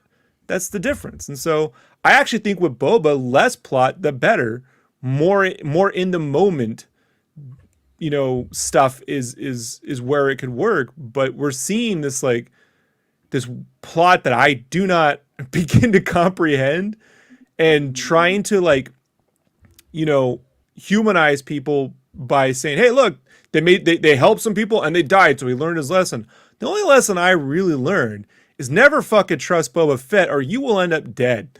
You know, no matter how well-meaning that guy is, you will die, your kids will die, everyone will die. This gang is gonna die. Fennec Shen is gonna be dead. You know, like he doesn't seem like no matter how well this dude tries, size does matter, right? Plot does matter. That's hilarious. That was Star Wars' response to Roland Emmerich shit talking I think it was Roland Emmerich shit talking the Star Wars production, and then them going on with episode 1, thinking it was a slam dunk no matter what.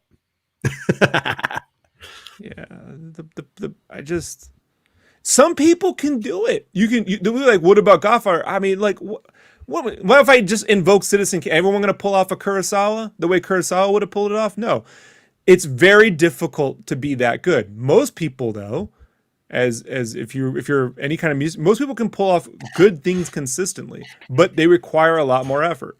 Yeah. So, like, I just think we haven't seen anything for Favreau where he writes a plotty thing and it's like, yeah, this is fantastic. It's mostly like, well, yeah, it's cool. I really feel they tried with this episode to do the TV format because it feels like guy shows up, says I got a gang problem. Well, you solve my problem. Bubba goes to fix the problem. You know, like gets a gang, and then they got a problem, and then the gang helps him, and the gang saves Boba, right? All in one episode. Like it's a very TV showish, and that's what those episodes in Amanda that people tend to not like, where you feel like it's. I don't mind it if you learn more, but in any fight, ideally speaking, when you have a fight, you're learning something about that person, right? Especially when the fights are minimal. If it's a nonstop action fest, then you're just doing really kick-ass fucking moments. But if it's like the first Matrix film, where anytime there's a fight, you are learning something about that character or the world you're in. And we're not getting that from Boba. Like, we kind of got it with the Tusken thing. We learned more about how the Tuskens would do something, right? To an extent, and some of the Pike stuff. But, I mean, we're still not learning from the fights, right? So, yeah. Well, I do think that you could have done that story from the gang's perspective. It would have probably pissed people off, but I think people were going to get mad anyways. But like the plight of the gang, I don't know. They're just like, yeah, we fucking stole the water. What are you going to do about it, old man? And like that's it. But it would have been more interesting if they are important, if we had actually started with the story with them and not with Boba, and then had Boba come into the story. I think the story's straying too much from what was originally cool about Boba Fett. Like, what was originally cool about Boba? It wasn't the person he was. It wasn't his past. It was, that guy looks fucking cool in that armor.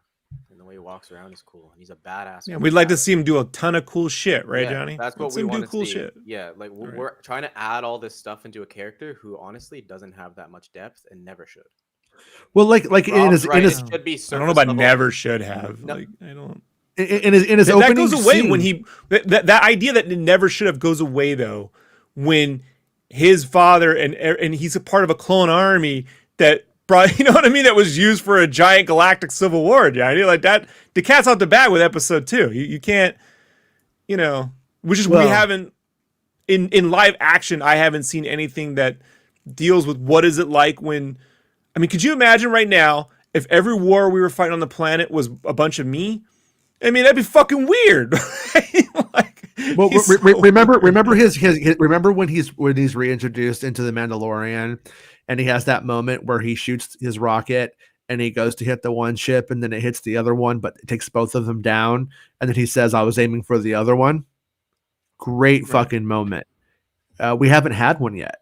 There hasn't that moment. That happened, but this show I was hoping was going to be a series of those moments, and so far I haven't had it. I loved episode 2 as a story, as a Dances with Wolves, a Star Wars story, fucking great.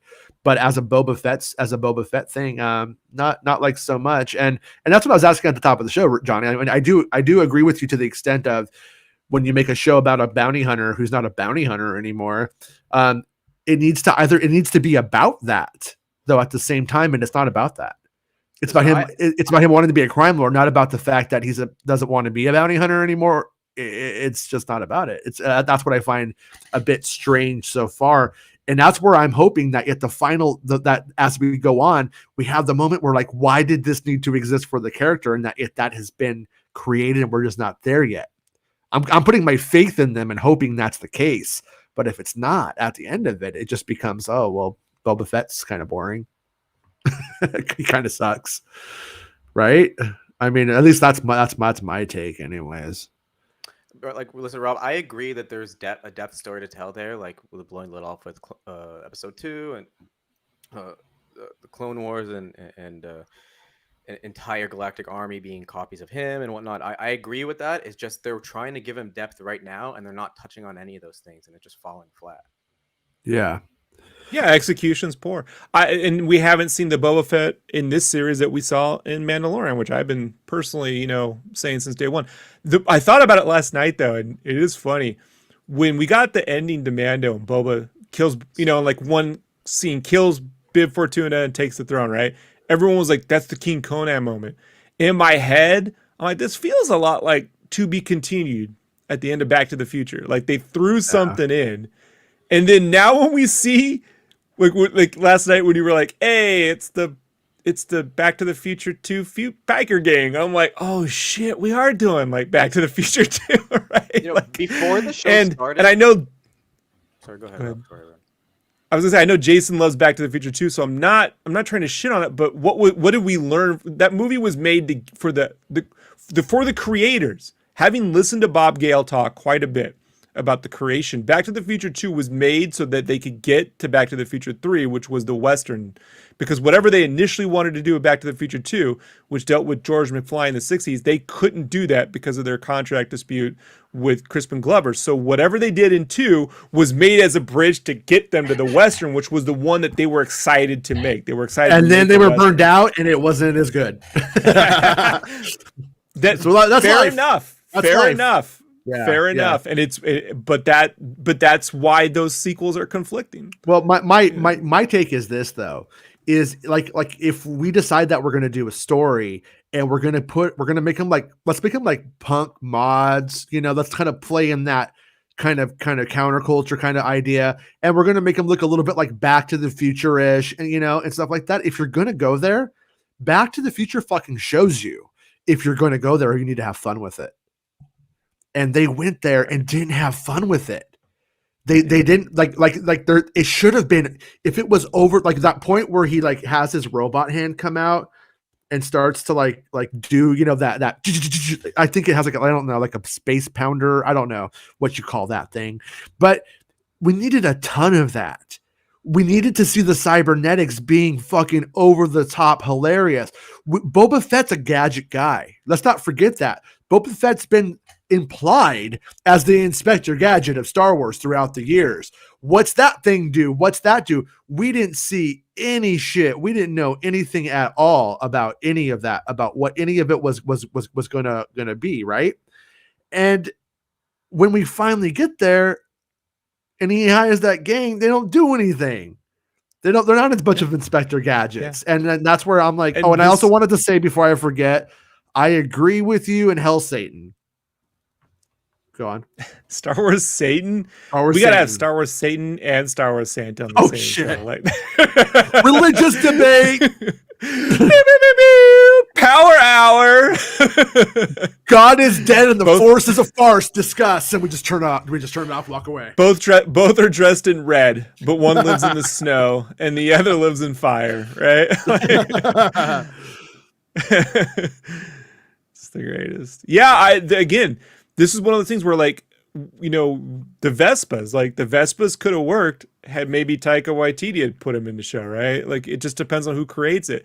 I think like this gang of cybernetically enhanced bikers, like if perhaps was the guy who directed like District 9 and stuff, you know what I mean? Yeah. Someone that wanted to play with that as Boba as a tinkerer, like, hey, maybe he really did fix and rebuild Fennec Shan, and he's also like, like he was fixing. I don't know, like he could be like the Bat where he's building shit and you see him making things. Oh, I'll get this. Oh, we got Black Chrysanthemums coming around. I got some fucking. We don't see him doing any like one of the funnest parts in the Hawkeye show was watching him make the fucking arrows. Look, is it dumb and corny? Sure, but it's cool. You're seeing him make trick arrows, right? And he's got little soldering irons and like that's the kind of stuff we want to see our characters thinking. We want to be there with them. Well, what would I do? What was he gonna make next? What was he gonna do?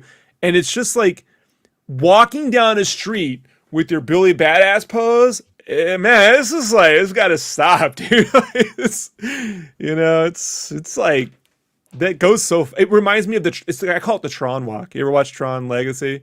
And that guy has this walk when he gets in the suit, and I just like, fucking Tron walking. Tron walking. Yeah.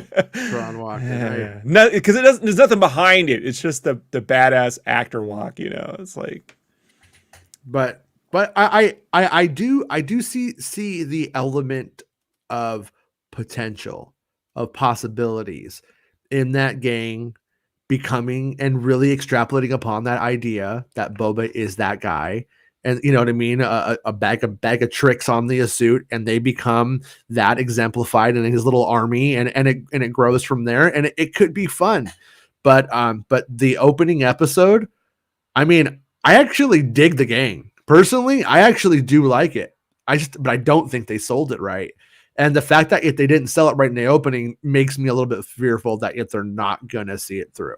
I'm shocked they just didn't have him hire them. Like and they show up like in the Desperado, that gang that walks into town because it's a Rob Rodriguez thing to pull out some crazy El Mariachi band that's pulling out rockets from like guitar player boxes, boxes.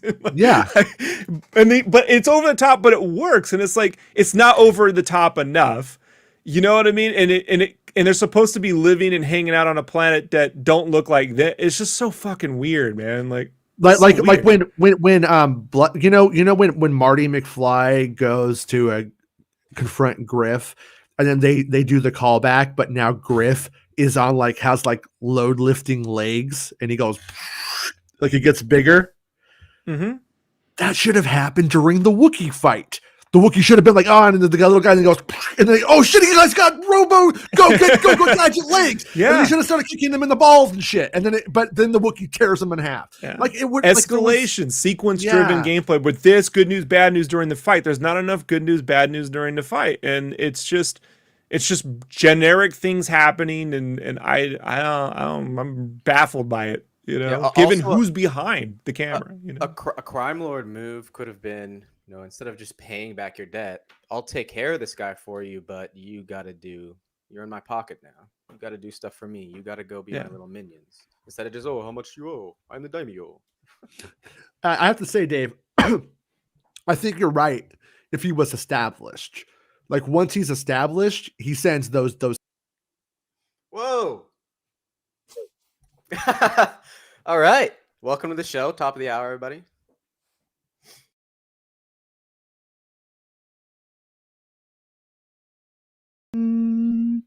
Melon, you are a bitch, and I hate you. Melon, you are a stupid bitch who doesn't work right, bitch. Biggest bitch in the whole wide world. The stupidest bitch, the third worst bitch, the bitch of all the boys and girls.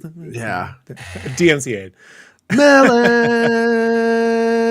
Melon's a bitch. Okay. So anyways, I think that I think right now Boba's in that point in the story where I care about you.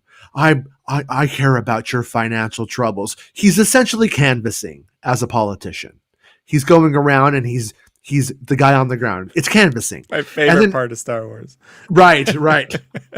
It should have been one episode, and it should have been a fucking real montage of a lot of stuff happening. But then we back it up. Bored, Rob. We're store bored. Okay, Sorry. But I also think that if we had that great montage, we may be bitching that, well, I really wanted to see more of that because I love the moment, and it should have been a whole episode. Always saying you want to see more is a good thing, but saying you're not seeing anything is a bad thing.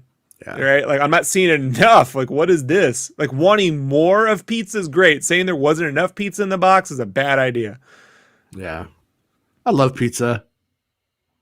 It is overrated. It is. Oh. Let me ask you guys this. This has been on my mind for a few days now, and it's really pretty serious. It's really like something that I just can't let go of because it's always on my brain, and it's pizza. And every now and then, when I think about the Pizza Hut campaign for Episode 1, The Phantom Menace, or even if you want to roll it back to 1997's The Special Edition, Pizza Hut has Star Wars boxes of pizza. I took a delicious piece of sausage pizza, I put it in my fat little face, and I ate it, and I loved it. And even then, I thought, Pizza the Hut, are they mad that Spaceballs fucked it up for them? Did Spaceballs kneecap Lucasfilm's ability to market pizza to our fat faces? Do you think? Do you think No, I they're think mad about it? Lucasfilm made more money off it though. Than obviously because they were able to get the Pizza Hut branding. But yeah, I mean, look, if that had never happened, do you really think they would have done Pizza the Hut? They wouldn't have done.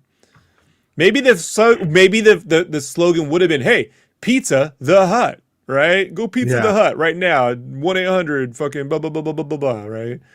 But I don't think it would have sat as well. I mean, the Pizza the Hut was funny because he's eating the fucking pizza fucking dude. It's just so Yeah. fucking pile of talking pizza.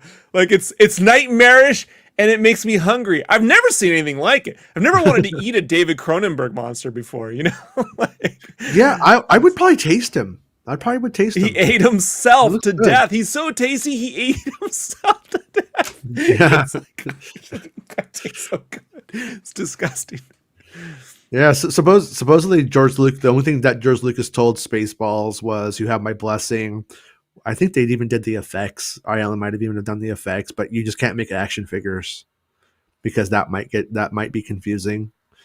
And but I think that ties back to our initial comments about silhouettes and ideas about, how far you're willing to like rip something off, because if they were making Brand Spaceballs confusion. figures, Spaceballs and stuff like that, like they already have a shiny gold robot. Now when they have a shiny gold robot, it gets confusing. A little kid might not know the difference. Star Wars might lose out on that $3.99 action figure purchase in 1987 to I don't think Spaceballs. parody laws work with action figures.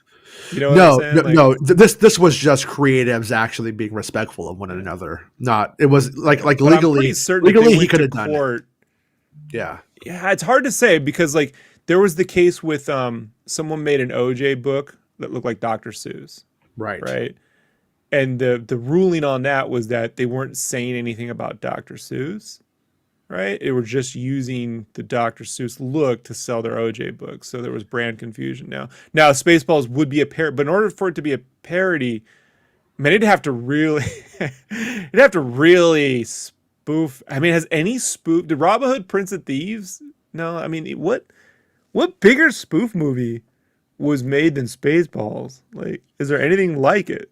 Men in Tights is probably it, but it's just Robin Hood, and so that gets a pass, which is why I think you said never mind on that, right? Just now. I mean, now I think they would have been fine with the limited run figures, right? Like if it was like a limit, but as a shelf at KB with you can get the Winnebago and the Barf and the Lone Star figured, and yeah, but then again, look, if Battlestar Galactica can do it, then I just don't see how they, lightsaber thing, the ring sabers is the one I wonder.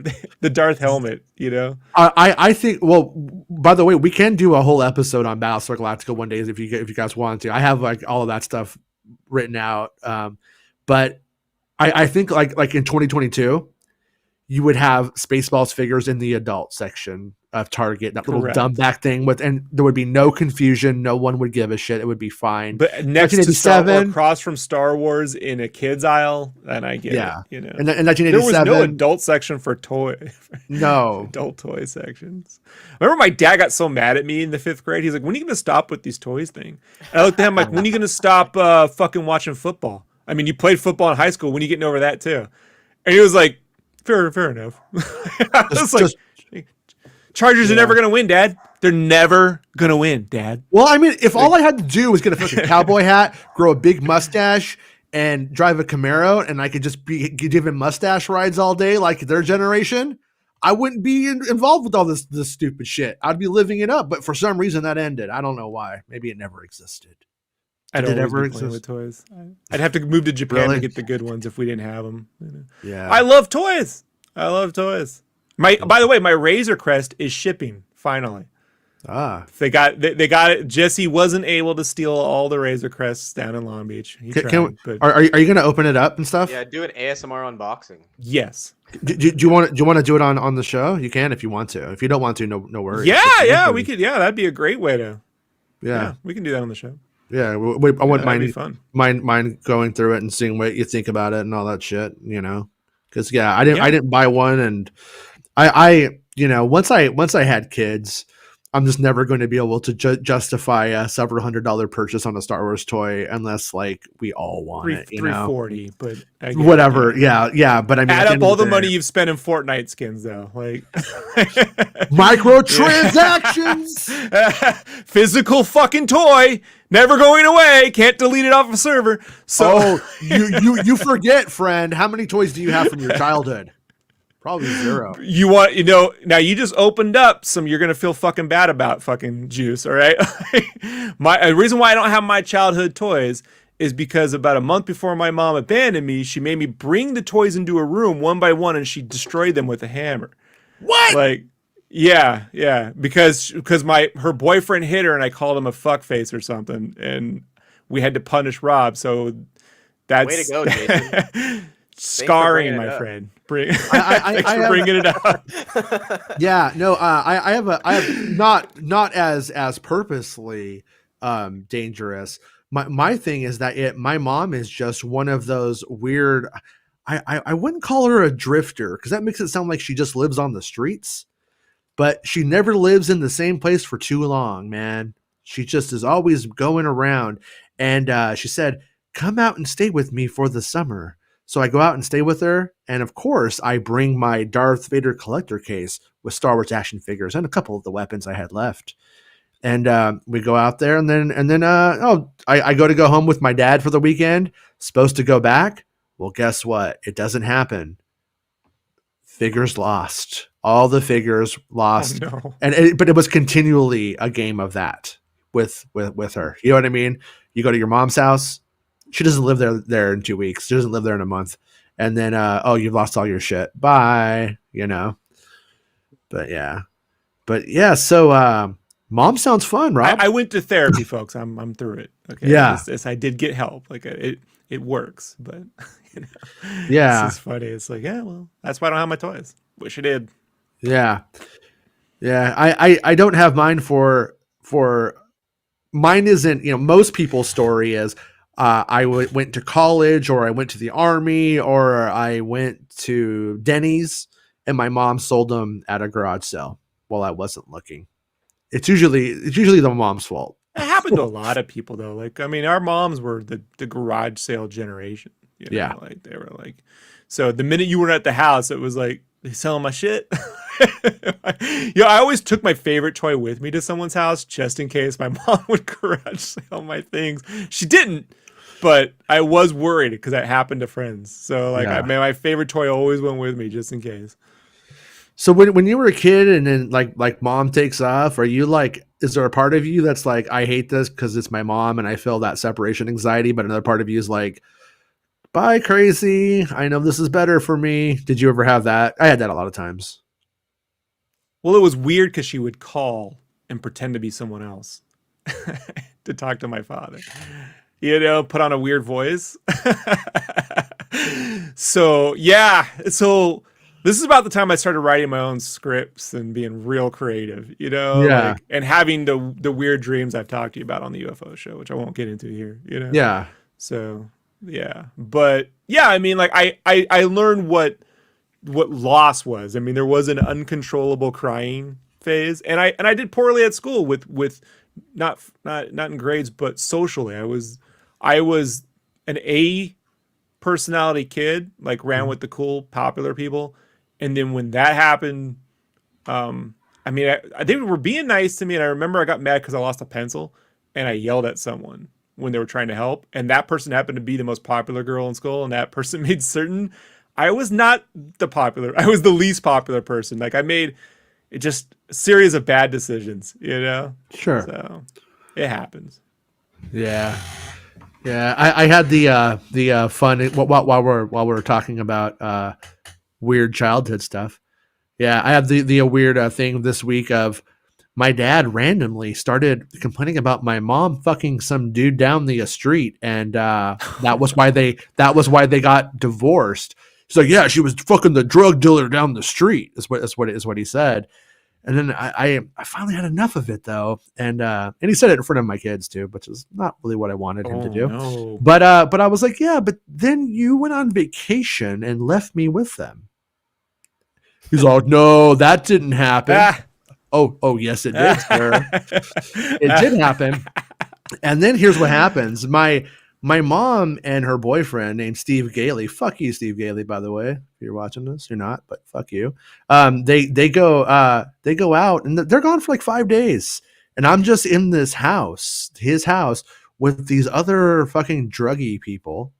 And I'm like about 8 or 9 years, I'm probably 8 years old, I'd say. And I'm just like, this is fucking crazy. There's like rats and shit, you know? And I'm just like, oh, yeah, it wasn't a good time. I eventually go, okay, Jason, it's time to grow up.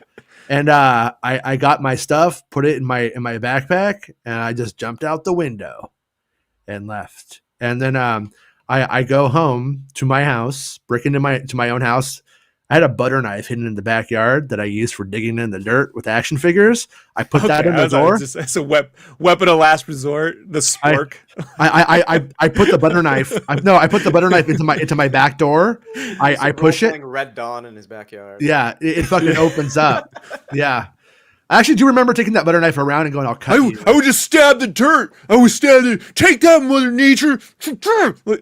Oh, God. Carve out. I just realized how much sadder the story is. I had that knife. My mom gave it to me so I could make myself peanut butter and jelly sandwiches when she was too fucked up to wake up in the morning. Oh no! Jesus Christ! This is like a mommy issues podcast now. It is. It's become that now. I mean, it ties into the themes of Book of Boba Fett. It's just the mom. Let's go kill some Tuskens. Yeah. What? Yeah. What? That's what you do. Yeah. No. You actually go native when you have the mommy or the It's daddy problem. Issues. It's daddy issues. Mommy issues. You murder them all. Oh, yourself. okay. Oh, Then get laid. Shmi Skywalker was an angel, though. She was an angel. Then you get laid. She You tell never- the hottest chick you know you killed the kids, and she goes, "I'm so into you right now." So- you marry the Jody Arnaz or whatever, Arias. Oh, Jodi Arias. God, dude, I would I want her to kill me, man. She's fucking hot. Every guy says that till you're in the psycho shower. She psycho showered the dude. Jesus fucking Christ. Whoo! I'm into Crazy. it, man. I'm into it. But No. Jason keeps that butter knife around in case the Jody. Yeah. We've hit the back end of the show. When we're bringing up Jody Arias and we're willing to get psycho showered, we know we're at the end. Oh right? no, we know we're at the best part. That's the thing, is you always say the best part for the last. But anyways, just to like wrap up the story and my TMI story here, I end up needing. So I'm at my house for days. I have a Genesis, but I don't have a Nintendo. It turns out my Nintendo power plug was at the drug dealer's house because they didn't have one. And I was using their Nintendo. I brought my power plug over so I could, I don't know why they didn't have it. They probably sold it for drugs. But anyways, I need it. So I go back, I knock on the door. The fucking dude opens it. He's all, hey, where you been, man?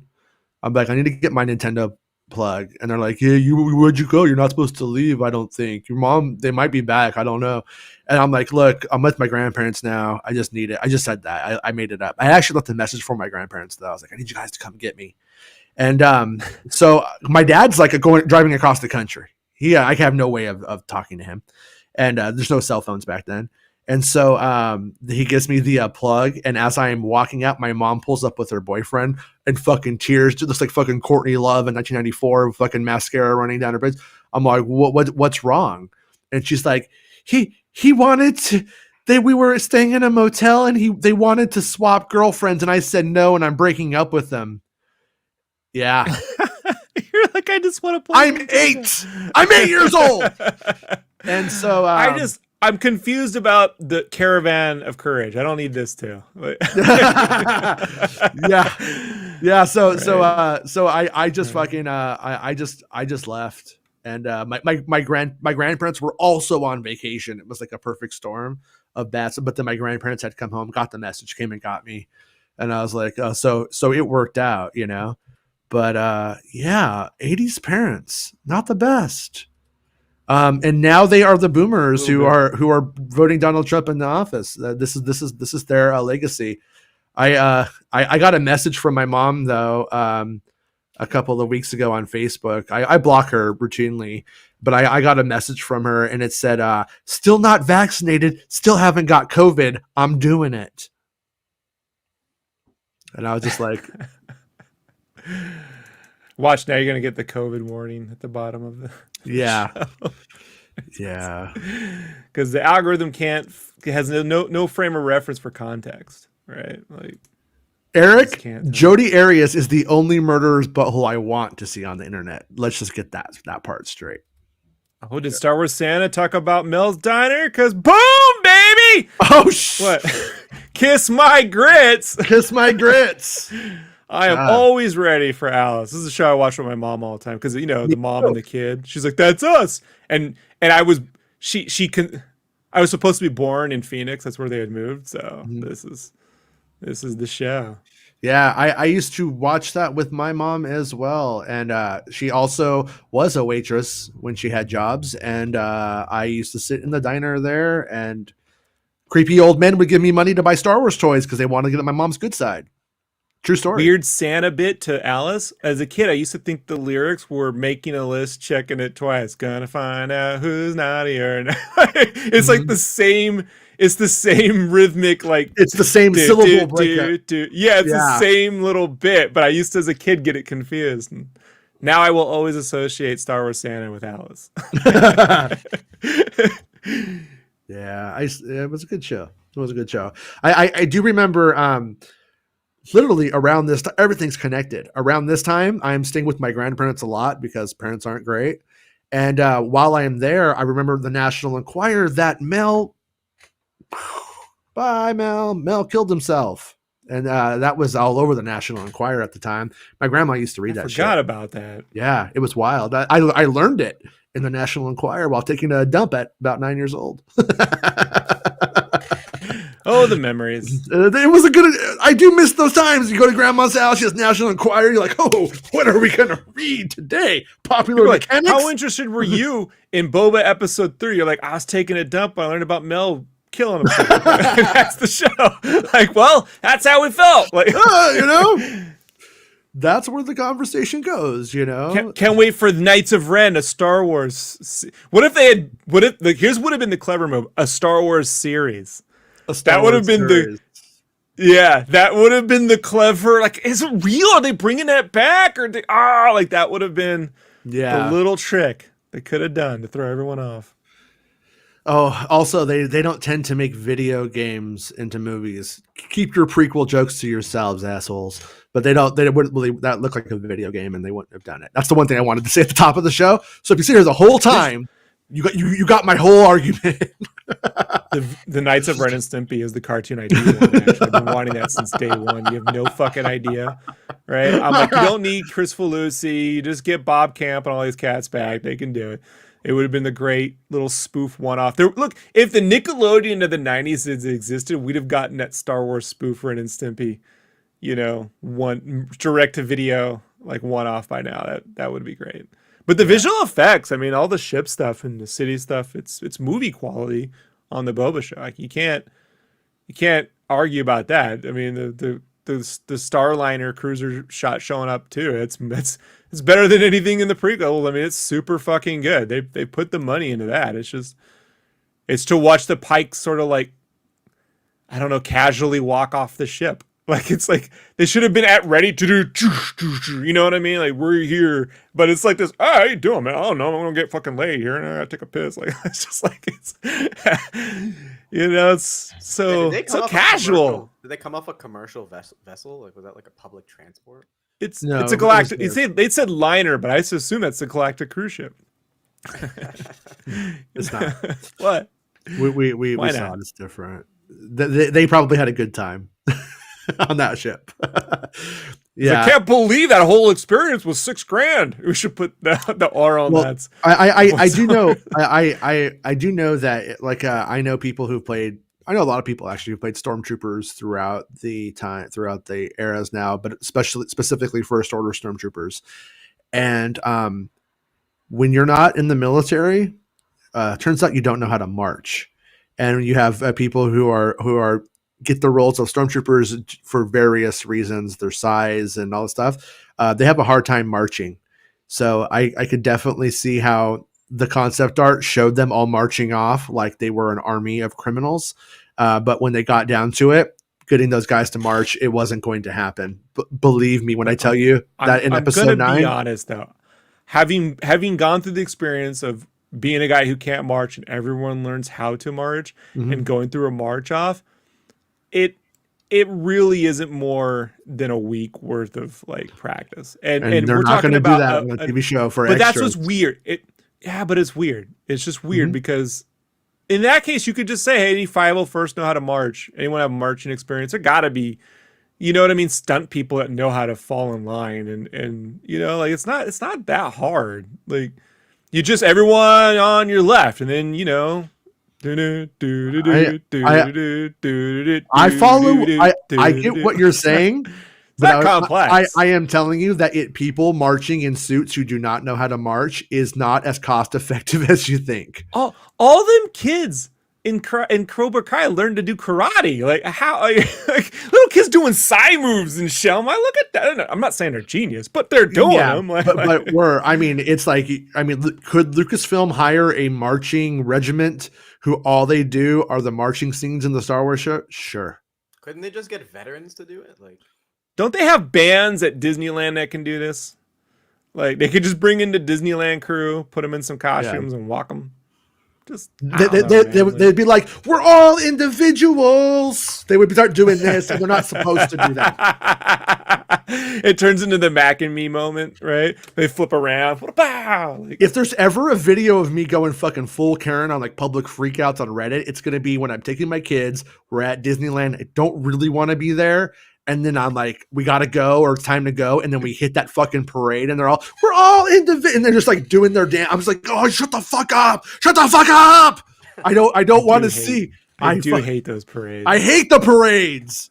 The parades are annoying. The parades don't make anything better. Nazis like parades, but yeah, it is space mad. He didn't say that to that, but it's space madness. It gives me space madness. But anyway, let's all eat a bar of soap and reconvene at a later date. Yeah, but anyways, I have no idea how many people hung out with us for the show today because it glitched out. Melon is dropping the ball for us. But if you want to support the show, become a Patreon supporter. That's always appreciated. Become a channel member. That's also supported. I need to start growing that a little bit more. This mic stand here, it's not even working anymore. Look at it, it's just going around. It's broken, you guys. We need a show mic stand. Oh my God, can you hear me? Nice. So, anyways, if you want to support the show, that's a good. Santa, bring Jason a new mic stand. Santa Claus, make it. But anyways, we will. Santa's like, I got here really late, but enjoyed the last part. Thanks, Santa. I always appreciate it. And then Max is learning a lot about us. Yeah, we have there's a new wards in town, and he's we're all individuals. And you're never. She so wanted to be a lounge singer. Everyone hated her on that show. But we will be back tomorrow at 11 a.m. Pacific Standard Time. And Johnny, thank you for hanging out with us today, man.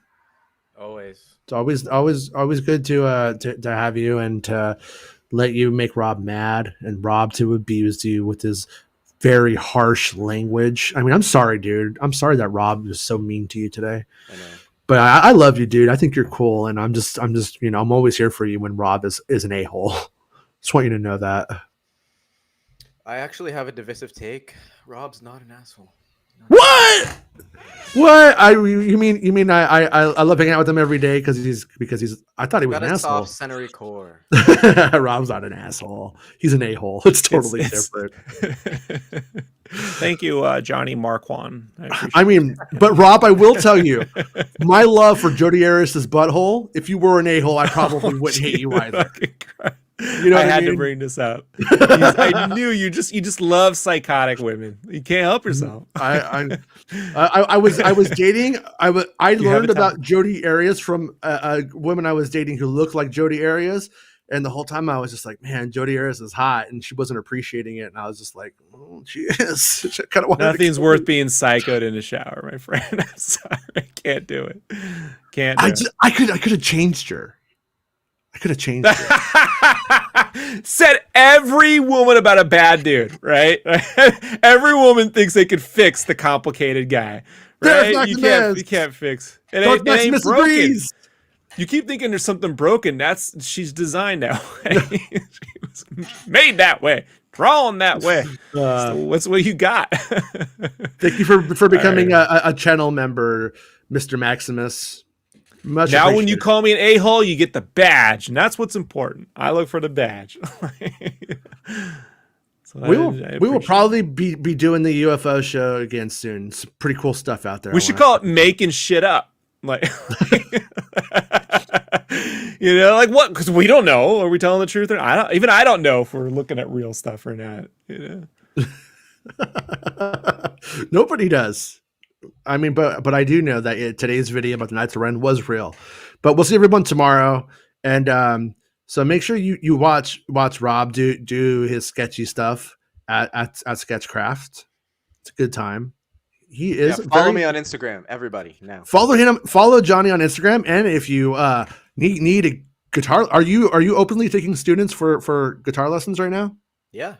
If you need a guitar teacher or anybody you know, hit up Johnny because he's super patient and he's fucking talented. So, and he could, he'll help you become a good guitar player, and not a Jason Ward style one, but a good one. and so we'll see everybody tomorrow. End it with Star Wars Satan. And my last name is pronounced Clote. No, Satan, not Santa. Clote. Satan. Yes, Clote. Yeah. Attack of the Clotes. Yeah, Attack of the Clotes. Attack of the Clotes. And so anyways, everybody have a good day. We'll see you guys tomorrow. If anything big happens, I'll be back on. Otherwise, we'll see you tomorrow. Fun time. It's not about spaceships. Making Star Wars Show. Making Star Wars Show. Making Star Wars Show. Making Star Wars Show. It's not about spaceships. We did it. Yay. What are you guys doing tonight? I might